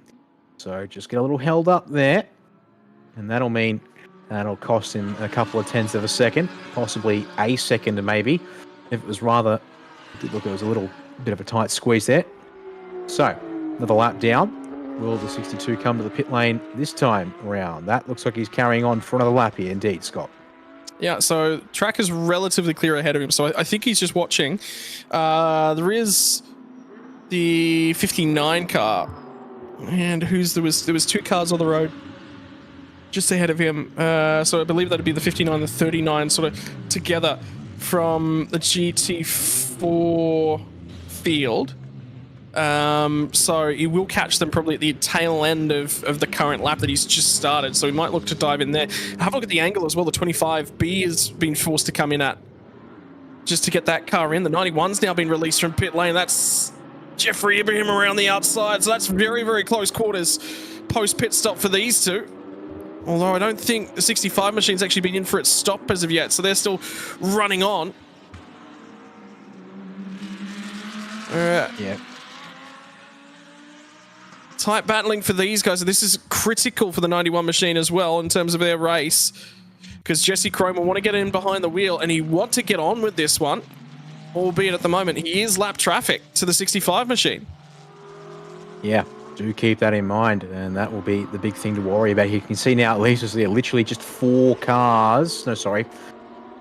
Actually a fair few cars, and also critically in the cycle of cars that have pitted so far. Yeah, Sandy Stuvik still holds down second, or she's technically the effective race lead. Jesse Cron up to third. Kansas Siri effective fourth. Van Dam to fifth. Yeah, the 25. Oh, sorry, no, my bad. The 25 hadn't pitted Getting yet. held up. And now let's see here. Jesse around the outside of turns 10 into 11. He's had to take a fair bit of risk there to get that one done, but we'll get it done out on the track. Not for an effective position as it currently stands, but that is going to cost Jesse Crone some time. And that could be very important when we get to the tail end of this race.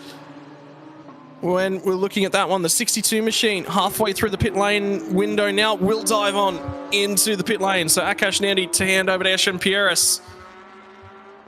And we'll drive it hard all the way into that pit lane.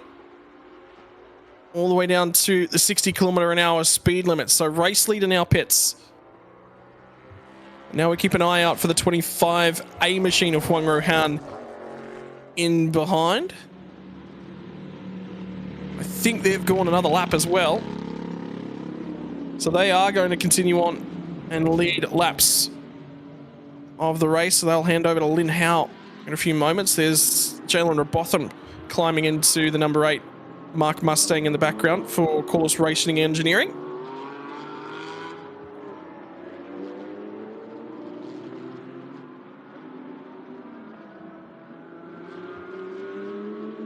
As you can see, we've got some people looking at the timing tower and trying to place their favourite drivers. I'll also say at the moment we might just want to wait until the pit cycle is completely flushed. There are 2 GT3s, then a couple of one GTM, and then a handful of GT4s still to pit before it all cycles out. Keep your eyes on the right-hand side of that timing tower as well. The colours, the blue bar on the right-hand side of that one denotes a GT3, red's going to denote GTM, and green bars are going to denote GT4. So that will help you sort of shake that one out and understand that timing tower just a little bit better. Yep, that will be. Well, it's a very helpful guide to spot that one there, as you can see here. For Huang Rohan now navigating more GT4 traffic, and it's going to mean you have to up the inside at turn 13. Doesn't compromise him too much into turn 14, it would seem, although it's a little laborious and not wanting to turn in there, it seems, for him. But still got it 3 minutes, so realistically could do another lap if he so wanted in this pit cycle, but I get the feeling surely... No. He's going to go for one more. He's going to take at least that one more. In fact, how about that there? Just in front of him is the 37 now with Yi Deng behind the wheel. And that car, do remind you, is the leader of the cars that have stopped so far in this race. As out comes the 62, and that's an exchange of position through the pit cycle. The 37 inheriting the effective lead from the 62 there. So that's going to be important to note in the next little while. Can... Is that Crow? It's Eshan Pieris behind the wheel catch up to the other 37. And where was Jesse Cron? Possibly close by? Yeah. I think there's a GT4 car in between the two of them. And I think that's actually effective where that GT4 car is. Was that yellow flags being displayed on the way down into turn number 4? I don't necessarily think so, because the green light's still flashing out the other side. So I think we're okay, but there was definitely flags being waved at the side. Might have just been green flags. I thought I saw... Not seeing any cars going missing at the moment. So race leader Huang Rohan, there was a yellow flag, and I think it's the number 10. The number 10 is missing on timing, so that would be Simon Chan. And yep, there it is. Just comes into view there as the lighting sort of adjusts. So unfortunately for the Fire Monkey Motorsport Porsche 911 Cup car, and did double wave yellows at turn 4. Now it looks like they're going to be able to get this one back behind the wall and be able to keep on racing. He's been able to get to that break there, thankfully. But, well, that would have been a little bit of spice right at the end of the pit window for your race leader, who is one of only 2 cars yet to stop in this race, the other car being the 59 2W Zoomies GT4, which you can see they're sitting 7th outright. There's a reason for that. It's out of sequence. And, yeah. Surely now, if actually... They have to come in this lap now because they have 50 seconds left. 25A needs to peel in here as that's your effective race leader. There he goes. In Yi Deng. Well, let's see here. Does that 37 come out in front of the 25A once this pit stop cycle wraps up? And Jesse Cron through on Echampierre is there. That's been a change of position since we last saw him. Yeah, so he's now going to go chasing down 9 seconds the margin from Jesse Crone through to Sandy Stuvik, so I'll have to keep an eye on that one. It's just a touch under 9 seconds as it currently stands, and Lin Howell climbed behind the wheel of the 25 car. The 65's now in as well for Douglas Koo, so he'll get in and get out. They've got a very, very short stop. I think they've only got the 85-second stop because they're bronze rated as well, so very, very short stop for that car. They've got a chance of actually popping out with the race lead. In fact, I think they might. You know what, Dan? I think they might actually end up with the race lead in that 65 car. I mean, true. It is a lot shorter than anyone else. As I said, Stuvik and Yi Deng, they had a 2-minute 12 stop, and they were looking as being the effective leaders of the race. Yeah, but my timing says, as you can see here on screen, that's through turn 11. Whereas Stuvik is somewhere between turn 7 and 8, I think it is. Like, timing's not quite synced up with what I'm seeing here from the track, so I've got to sort of do a bit of maths. Now, in saying that, there is also the 25A. They could still potentially be in a position to challenge for the race lead here when the cycle wraps up. So we watch and we wait for Viper Nitzer Racing. Could the addition of 25A's on the roll when timing. Could the addition of Prince Jeffrey Ibrahim to this car certainly help their championship prospects towards the final couple of races of the season? Out of the final corner now for Douglas Koo. They've got a problem with the left rear brake light not activating in that car as well. Now we wait and see if we can pick up Lin Hao. Although Lin Hao might just be our race leader. We're going to have to wait to see who activates the Sector 2 timing line first. That's going to tell us the story.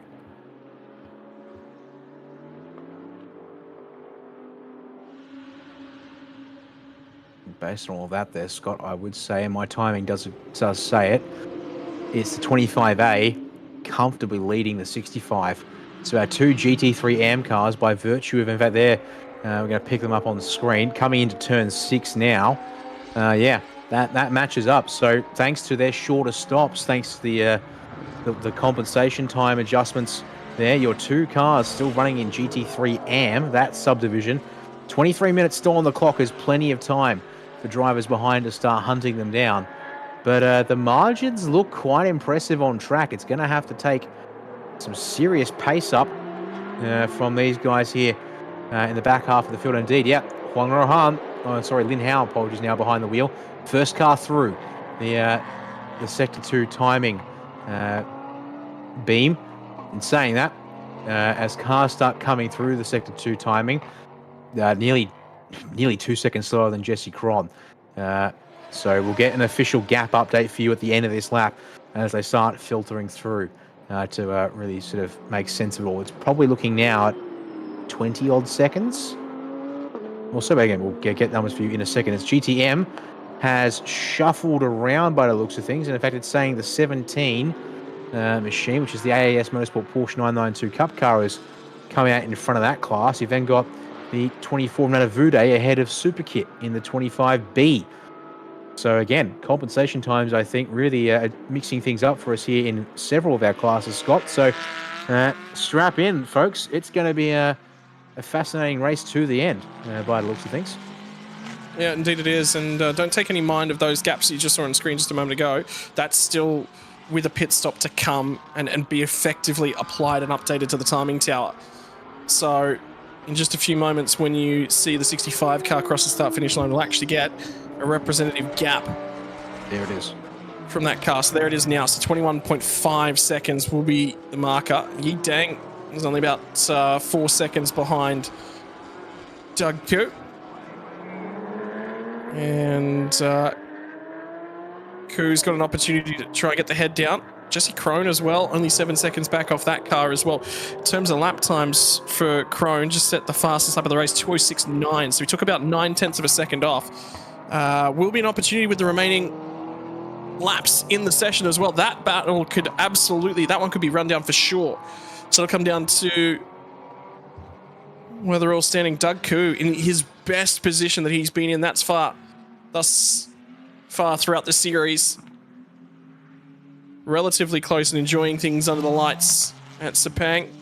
His car won the race yesterday. Kentasak Kasiri now has got some work to do. Sits 5th on the road, 5 seconds now behind Jesse Crone. 2:07.8 as well, so matched 3rd place Sandy Stuvik and Yi Dang's time. Yi Dang leading out that one, and then we'll have a look back towards our GT4 racing action as well. This battle is for 2nd on the track. Hayden Heikal in the Mercedes has the position, dive down into turn number 1. The 59 missed the braking marker and dive to the left-hand side. That's going to open the door now for the 26, who's going to slide down the inside, becomes the outside of turn 2, doesn't complete the pass. Oh, does he save it? No, he doesn't. Around goes the 59 at turn 2. And that will change things. They were sitting in 3rd. Overdriving didn't look stable on the brakes down into turn number 1, Dan. And unfortunately, it's gone around at turn 2. Yeah, tried to really challenge her. Had the inside, though, which was going to be the thing. But coming in narrow angle and just looks like in too fast. Yeah, the rear unable to keep up with that. And very lucky there, it seems, that the drivers who then came through after him were able to avoid. But that therefore releases Irwin de Smit in the number 26, B-Quik Absolute Racing Porsche Cayman. Problem is that they're... where are they? Pardon me, looking for them here. As the 17 of Kana Suta goes through in the GTM lead. Meanwhile, trying to look for where up there it is, the 36 Racing Aurora Mercedes ENG is 2nd in class with Hayden Heikal behind the wheel. And then you've got the number 18, GT Boaz. There you go, fight on now for 2nd. Oh, sorry, 3rd. My boy, Jesse Cron has carved up the margin to Douglas Koo. Unfortunately, he's been closing at a rate of around, according to this here, well, actually over 10 seconds on the last lap, nearly 10 seconds on the last lap alone. And it also looks like Marcus Winkelhock on Jasmine now potentially up for grabs here. So some of our faster drivers, having been saddled with those longer pit stops to make up for their performance, now getting the opportunity to stretch their legs as Carlo Van Dam all over the back. Is that the 62 of Eshan Pieris there? I think it is. Oh. He created an opportunity. There was a hole down there as they run down out of turn 4 to turn 5. He actually left him a hole. Eshan Pieris. Carlo Van Dam, a little bit of a slide as they come out of turn 6. They're running to turn number 7 now, so starting to press on. Pieris coming under a little bit of pressure. That's going to provide an opportunity for Jasmine in behind. And next 2 cars on the road as well. Marcus Winkelhock at the back end of this one will be looking to try and cut his way through. Again, Van Dam gets quite close in that Honda NSX to Eshan Pieris. So it's on here for 6th place on the road. At this rate, they will run down Doug Koo as well. So it could become 5th place overall. In actual fact, that the lap times as well. Eshan Pieris not brilliant at the moment, so he is certainly looking vulnerable. Yeah, he is indeed. So up towards the front of the field, Yi Deng behind the wheel of the 37 for the win here by BQAR car now. Come across the line and has just taken nearly 4 seconds out of the race lead. Lin Hao, they're at 2:12.2 on that last lap. Now, that's still a substantial margin, but at 4 seconds every lap, if Yi Deng can keep that up at the moment as well, we'll talk about that later, because here we go, Eshan Pieris having to defend from Carlo Van Dam, and the inside is all we can do. Is Van Dam, middle of the road. Can he outbrake the 62 into turn 1? He'll try, but he's in very deep as a result and won't be able to challenge at turn 2. Oh, no, he'll try anyways. Up the inside, clobber the apex curb, still comes out in behind. Yeah, I don't know whether or not that was actually a hold down at turn 2, but either way, it just shows the aggression level that he's going through at the moment, trying everything to see if he can find a way past. He's going to have another look down at turn 4, just shows the nose, fills the rear view mirror with some headlights. It got very close now to the rear bumper of the 62 machine. Pieris is searching for any way to hang on to that one, and in the background of that shot as well, the next 2 cars on the road, Jasmine and Marcus Winkelhock. Winkelhock was also extremely close to the rear bumper of the 90 BMW. And Douglas Koo is just off to the left of screen here. In fact, there he is. So indeed, P5 is now very much on the cards for all of these cars that we're talking about now. There you go, headlight flash from Eshan Pieris. He wants through as fast as he can as they are going to go, well, unfortunately for Douglas Koo, racing past him here on this lap, unless he's got some magic he can pull off in terms of defensive positioning. Yeah, Koo a little bit wide, can't carry the speed down there through turn 11. So they're going to try and go the long way around of him at turn 12. That's going to buy Pieris a little bit of time as Carlo Van Dam will try and line up the overtake as well. And I think Van Dam's managed to make his way through. And pick up the spot, and Didi does. Follows through in the background of that shot. Was that an Audi down the inside? Was that a BMW? As they run through turn 14. I thought that might have been, for just a moment, that might have been an Audi that's getting down to the inside. Koo, I think, is pulling to the side of the road, looking to be a little bit defensive. They're going to go deep down into the final corner as well. And it was actually Winkelhock really having a crack at the number 91 car. So the 90 machine. Now he is close. He's got a really good drive off the final corner. He's going to chase him for a little bit of tow down the main straightaway.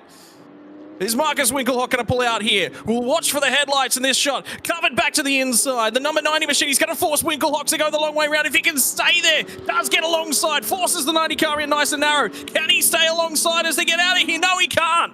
And that means he'll have to go back and look for the drive off of turn number 2 as well. You can see that he's just faster at the moment, but can't find a way to pull alongside of Jasmine. He's a little bit closer though. This could present an opportunity when they get down to turn number 4. 14 minutes left in this race now. We watch for the headlights, still no chance of an overlap. And look at how close he's getting to the rear bumper. That BMW's saving itself with just a little bit of that straight line speed here, Dan. It's the only way it's keeping itself in contention at the moment. Winkelhock just can't get an overlap on that car. It would seem not. As watching here also, be wary of a potential battle right at the end of this race for Jesse Cron versus Yi Deng. They're also still catching Lin Hao rapidly to the tune of anywhere from 3 to 4 seconds a lap. By my odds, that's just fast enough to get there in time for a battle at the end of this race. So we could have ourselves a 3-way fight, but it is going to rely on potentially like a bit of traffic for your race leader coming in an ill-opportune time, plus a continued hard-charging pace from our drivers here in the 37 and the 91. They too are going to have to get through traffic without being held up all too much, as Cron's going to try and stay to the racing line. Nope, you have to flash the headlights and clear the 38 of Natapong to the inside at turn 15. But let's you watch here for the gap. It was 16 seconds last lap for P1 to P2, and round the final turn, it's down to 11.1. That's been a rough lap for Lin Hao, and Jesse Cron takes another 3/10 out of Yi Deng as well. 15 seconds covers your top 3. Kanataka Series also in spitting distance, but he's not close enough. He's actually the fastest of the top 4, just a little bit too far back, I think, to be in real chance of a shot. As there's your race leader, trying to cut through slower class traffic here with 12 minutes on the board. Scott with that and a lap to go. He's going to have to get ready to fight for his life, I think, if they want to have a chance at tackling an outright GT3 win. Don't forget, though, they are the GT3 AM class leaders, comfortably so now over the 65 Viper Ninja racing machine. So, in some respects, they're not always going to have to race. Or they have to race for that outright win. I'm just keeping an eye on some of the other classes here as well, Dan. Most recent time by the 25B car.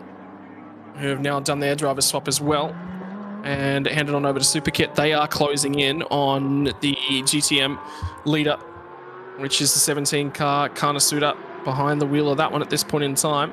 And the number 8 machine that's in behind them, Jalen Robotham's behind the wheel. He's the quickest in that class at the moment, so he took half a second. That battle's going to come down to the final couple of laps. They are all going to get extremely tight in terms of your GTM standings as well. But yeah, once again, sector time's looking good for Yideng to potentially get there in the dying stage of this one. And I tell you what, the sector time from Jesse Krohn in sector 3, 38 flat, takes another 0.4 of a second out of Yideng, so he's making time down there as well. Where's Winkelhock? Is he still making time? Again, just quicker in quite a number of the sectors, but just not able to make the pass, and that's what we're keeping half an eye on. Update from race control. I was going to say the track still looks fine, but they've apparently now declared the circuit wet. And in fact, that's looking a little hairy now in a few spots. Cars starting to sort of wiggle around a little bit more than they were earlier on in this race, Scott. I haven't seen any visible rain. Is there something lingering around the circuit that is... You have a look at the lap times, Dan. They've all about fallen off about 2 to 3 seconds across all the classes, realistically.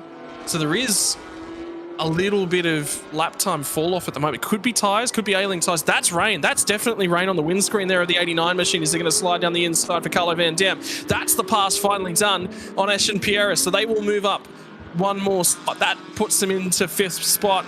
Again, you just see in the background, Winkelhock can't make his way past Jasmine. Again, continuing to struggle to try and get that move done. But that might now release Carlo Van Dam to see if he can go and make some time. 11 seconds down the road now to Kantasak Kasiri is the problem for that car. So work to do.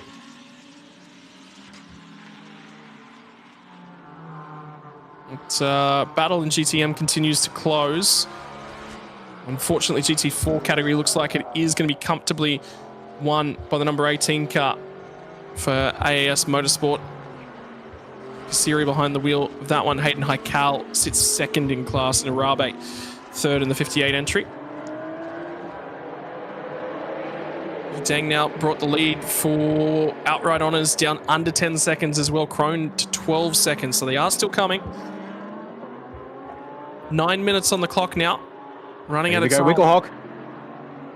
Oh, splits the GT4 car and gets a position around turns 10 and 11. Oh, that's come at just the right time for Marcus Winkelhock. Finally through on Jasmine there in the BMW for the number 90. As confirmation from race control has just advised us there. They have been advised drizzle at various parts around the circuit. So, nearly had him there. Straight back from Marcus Winkelhock as he got out and along the curbing at turn 14. He's going to run it narrow because this is exactly how he was defended earlier on from Jasmine as they run down now into turn number 15. Deep on the entry. Going to rotate it back. No overlap at the moment for the number 90 car. That'll allow Winkelhock to just get a lightly better drive off and cover him off. He's going to offer him no toe. Down the front straight away. We keep our eyes through the gloom. In the back of the shot, is he going to dive it down the inside yet again? No, Winkelhock's got that one covered. So that might be the end of that battle now. There it is at turn 1. That's definite rain there in the lights at turn 1. So they're coming in on slicks. They're hot slicks, of course. But they're barreling in at speed to rain that is now approaching from what would be the western end of the circuit in that case. So that is going to make the opening sector and parts of the final sector very dicey indeed. As that there, on track, that is now a battle for 2nd in GTM. Jalen Robotham has caught up to Superkit, and he looks to have a lot of confidence in that Ford Mark Mustang, but they're coming up into the trickier part of the circuit that should be a little wet. And indeed, you can just start to see it now, I think. It's, very, very hard to see. But he's going to get underneath him at turn 14. Indeed, has he got the traction to run up? He's going to challenge at turn 15, Scott. There's no overlap at the moment, and have a look at the battling deeper in the field as well. I'm telling you, I'm just looking across at the timing charts. Fastest cars on track at the moment, 209s. We've seen a 206 in this session, so we've now fallen off 3 seconds. And confirmation, the rain, the heavens have opened. Is someone going to stay out on slicks and try and win this race? No. No, is that a 62? Both of them. That's both the B-Quik cars. And there's a Porsche involved as well. That's the other one. That's 3 B-Quik cars all around. The damage to the rear of the 62 as well, as it pulls away, whereas Marcus Winkelhock is trapped in the sand, and Erwin de Smet in the 26. They've come together on the approach to turn 9. The safety car for sure. This race will finish under a safety car now. Oh, just as we thought the action might have brewed. You can see the flags are out here, and we're just waiting for the inevitable. Yeah, there it is, a safety car board out with the flags. 6 minutes on the clock, and I think, folks, unfortunately, that might just bring an end to everything that we thought we were going to see.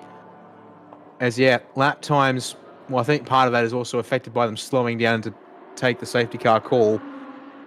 No, that was rain. That's all rain affected. All rain affected. Have a look at the... Did you see... That's Winkelhock climbing from that car. But did you see the Porsche? The front left tyre, driver's front left tyre. Oh, we're actually going to get a replay of it. Okay, so that's in the background. There's 3 wide back there. Well, the Porsche doesn't recognise he's got somebody on the right. Oh!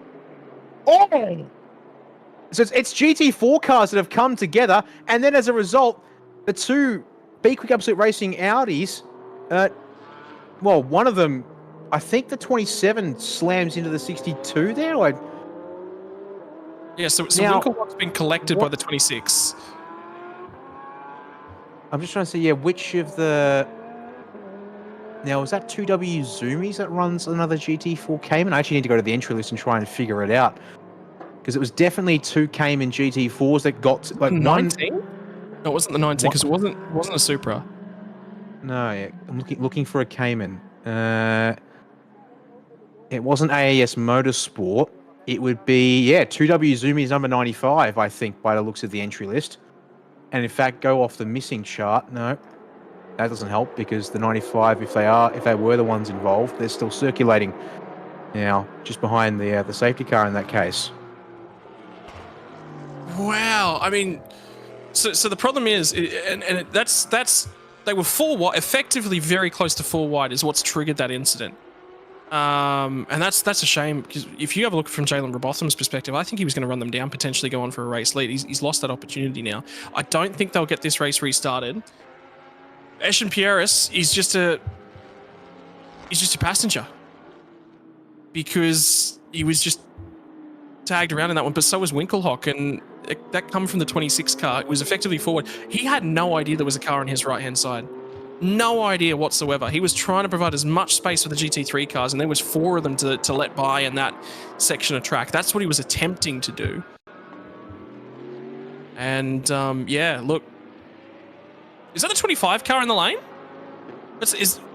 Don't tell me that's the 25 car. That's definitely... No, Akash and Eshan Pieris have come to the lane in the 62. There is the 25A and the 37 now being collected by the safety car.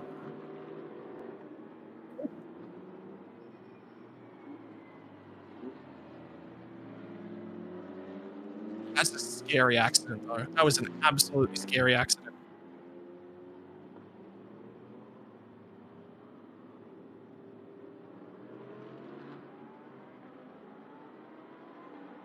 And multi-class wide GP circuit racing, really, is what's triggered that one. 2 GT4 cars that are going racing, and he's not trying to squeeze the car. It was indeed the 95 from 26's perspective. He wasn't trying to squeeze it. All he was trying to do was get out of the way of the GT3 cars that are coming through. He wasn't trying to race all that hard, just trying to create a good opportunity. So I don't think there's much in that one. I think race control will take a look at it. Look, he's trying to do the right thing. That's just part and parcel of multi-class racing. There's just you won't take much in that. Dan, your thoughts on it? Is that what you read as well? I mean, I'm hoping and being told we might be able to get one more replay of that up here to try and have a look at that one again. The only issue being is we're stuck with that same angle that we were looking at earlier, which means we've got the lights coming straight at us. So it makes it a little hard to spot. I mean, yeah, it's just I think unfortunately we've got multiple GT3s. In fact, it's just coming through on timing now that it's going to be reviewed further post race by the stewards. Let's see, have another look at it here. So you've got the 95 pops out from behind the 26, and the 26 moves over for his GT3 cars, and then moves over and slams into the 27. The 27 is then a pinball that unfortunately collects the 62. Very luckily, the 62 walks away with minor damage and is in the grass and is able to back out and go again.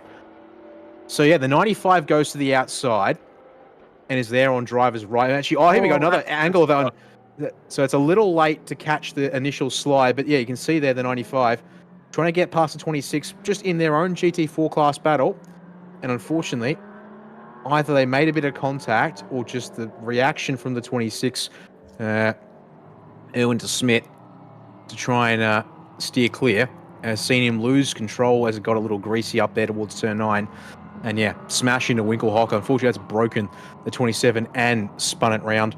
And yeah, the 62, the other car, which relatively speaking ends up unscathed. But now, having taken a stop to fix things up, it seems, and also I think for the sake of it, probably slap on wet tyres, is now a lap down. Yeah, a lap down and behind several GTM cars to boot.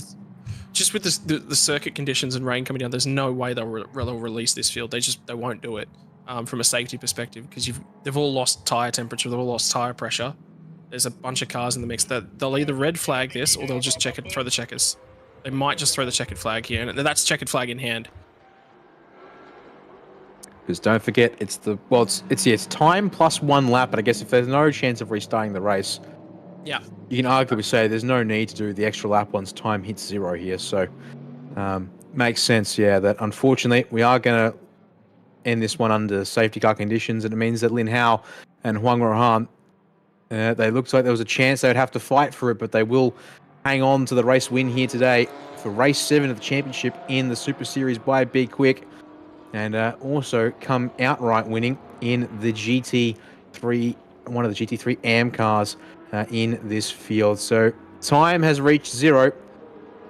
Will we have a checkered flag this time by, or will, because of the regulations, we'll have to do one more lap behind the safety car here, Scott, and then we can call it a race here tonight. Yeah, so field will be frozen, and they will circulate for one more time to pick up the checkered flag. But my word, that just kept getting more and more exciting. It dragged out a little bit early on. Field spread was quite big, but it always comes back together at the tail end of the race, doesn't it? You've got a bunch of different driver pairings to come through. And that was just getting exciting as that one dragged on. Think about the interesting factor though from the number 12 car as well. That's championship rivals effectively taken out in that one as well. So that's a valid. They're going to lose a couple points here to Krone and Chunhua Chen, who finish in 3rd as it currently stands, and they were the closest leading into yesterday's race. Sandy Stuvik and Yi Deng as well going to finish slightly ahead of them, but it's not massive amounts of championship points. With the race win yesterday as well, they're probably headed into tomorrow's race with a little bit of margin to play with, but it's still very, very tight at the top end of your GT3 standings.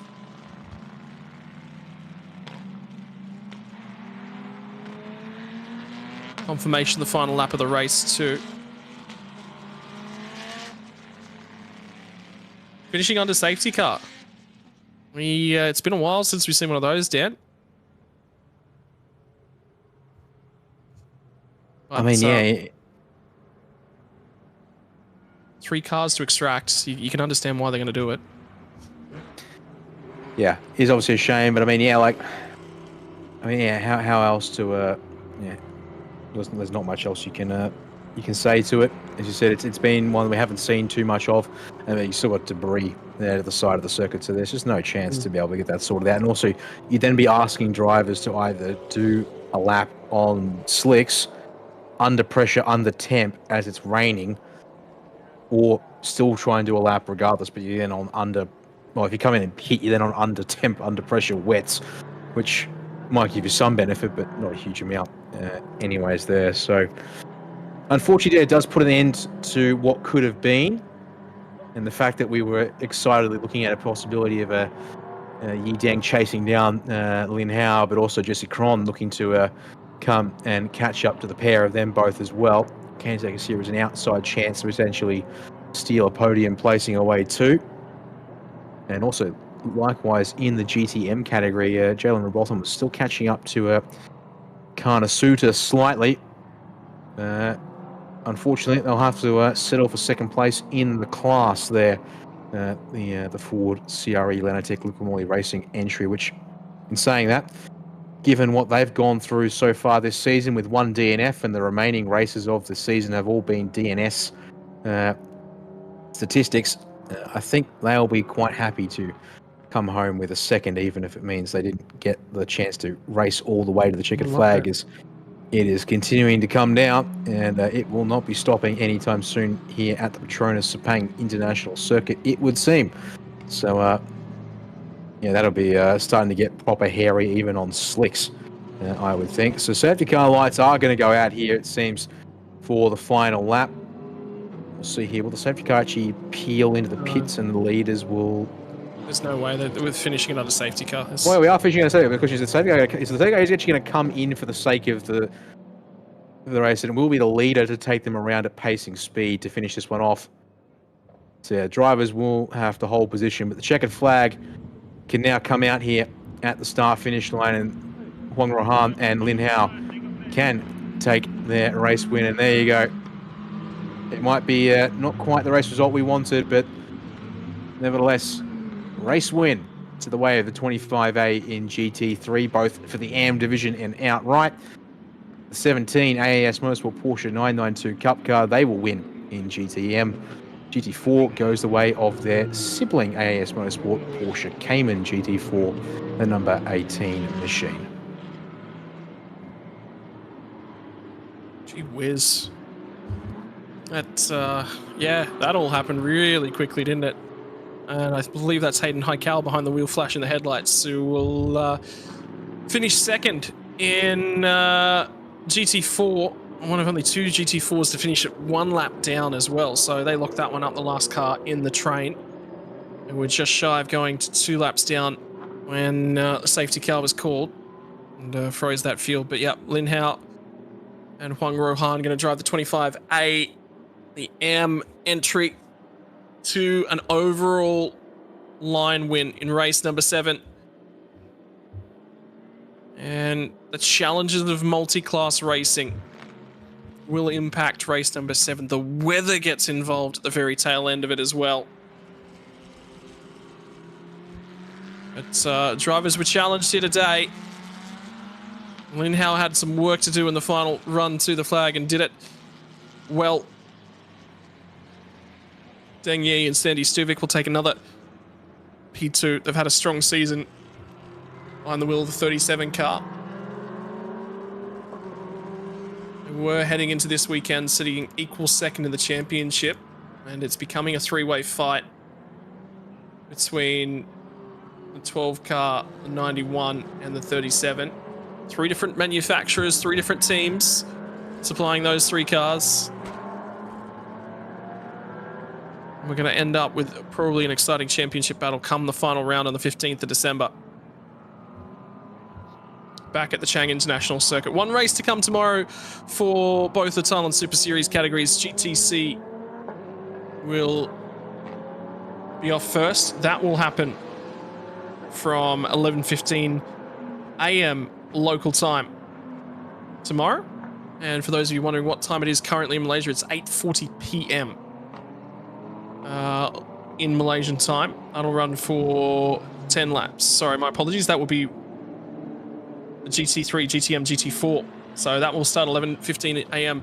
So for the teams with affected race cars, I've only got about 13-14 hours to turn these cars around and ship them back again for racing tomorrow. So GT4s, the B-Quik Absolute team, have got a fair bit of work to do to repair those cars, 3 of them, to get them back out there for racing tomorrow. And then from 5 to 5:30 p.m. tomorrow afternoon will be race number 6 for GTC category. Again, local time. And have a look at how wet it is down in the pit lane as well. And onto the garage and celebrations begin as they climb from aboard the 25 machine. Howlin with a race win to his name now. And the series of phenomenal racing from the car as well. Very, very happy with that one. 37 car, Deng Yi will be behind the wheel to bring that one home. And Jesse Crone is going to pick himself up another podium. Driving alongside of Kevin Chen in the 91 car for Team AI. A strong season for all 3 of those cars and finishing on the podium as well. This is getting exciting heading into the final races of season 2, Dan. Yeah, to think that we've got 3 more races for this championship, at least these categories here, I should say. So yeah, it either says you got your GTM cars and Team AS Motorsport. Well, they've got 2 cars to celebrate with here in 2 different categories. So that's a job well done. But indeed, it'll make things a little interesting in the back half of the championship. Of course, second place for Sandy Civic here, they're going to be main forward with the F1 point scheme and use 18 points for them today. They'll jump up to sitting on 86 points. 25 machine. Huang Rohang will jump as a driver. He'll jump up from 46, therefore, to 71. So that'll be nice for him. Number 12 machine of Pity Bit on Back in Kentucky City. So they finished in 4th for that one there. So that's worth 12 points. So they'll go to 86, which, did I say that ties up with? Yeah, that ties up with Sandy Civic New Things. We're going to have a championship tie going into tomorrow's race. They got the race win yesterday. Oh yeah, no, my apologies. I haven't got the race 6 numbers. Confirm that one there. And by the sounds of it, we've got some footage coming in from the circuit. So let's listen in here. Some post-race interviews. Keep up and up, and now here we are. The ring and the safety car saved us a little bit, but we're happy we can be here. But we should be way better because we are not the fastest car here. So let's see. Yeah. Thank you. Thank you.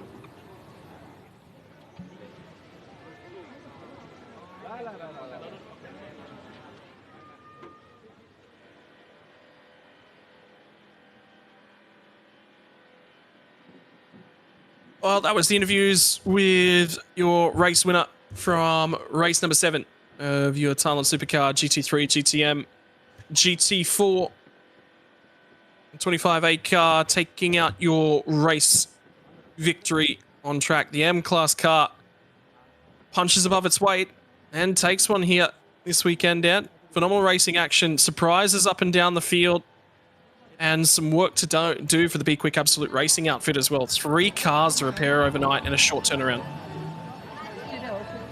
Yeah, as you said, it's going to be a pretty crazy one there for them to get sorted. And we might also get some audio here from trackside with the Team AS Motorsport. Actually, I can hear in Thai, so we might leave that one go. Unfortunately, still got to add Thai to the lesson or the to-do list for language learning, I think, Scott. But yeah, as you said, we've got just 3 races left in the championship starting tomorrow, and the final race is in December at Chang. So that's going to be important to have a look at in due course. But as I said, we'll shake down all the points best we can going into tomorrow's race for race 8 of the championship to really sort of get on top of all that and sort of paint a clearer picture for that one there. But I mean, yeah, the other big thing, as you said, with that damage to the B-Quik Absolute Racing cars, of course, both the GT3 Audis and that GT4 Porsche, it's going to be a long night for them to be able to get back into tip-top shape for racing tomorrow. Yep, a lot of work to do for a few teams up and down the pit lane.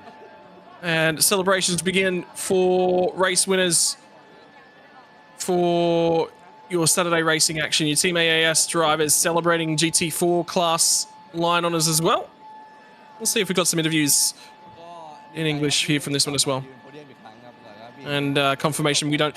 So that might just wrap us up here from this afternoon's coverage, ladies and gentlemen. With pleasure joining us for the exciting race number 7 under lights at the Sepang International Circuit. On behalf of the Thailand Super Series, on behalf of our series sponsors, B-Quik, Hankook Driving Emotions as well, EST Cole and Adamitsu. Ladies and gentlemen, we'll catch you tomorrow for racing action from 11:15 a.m. Malaysian time. See you all for more Thailand Super Series coverage then.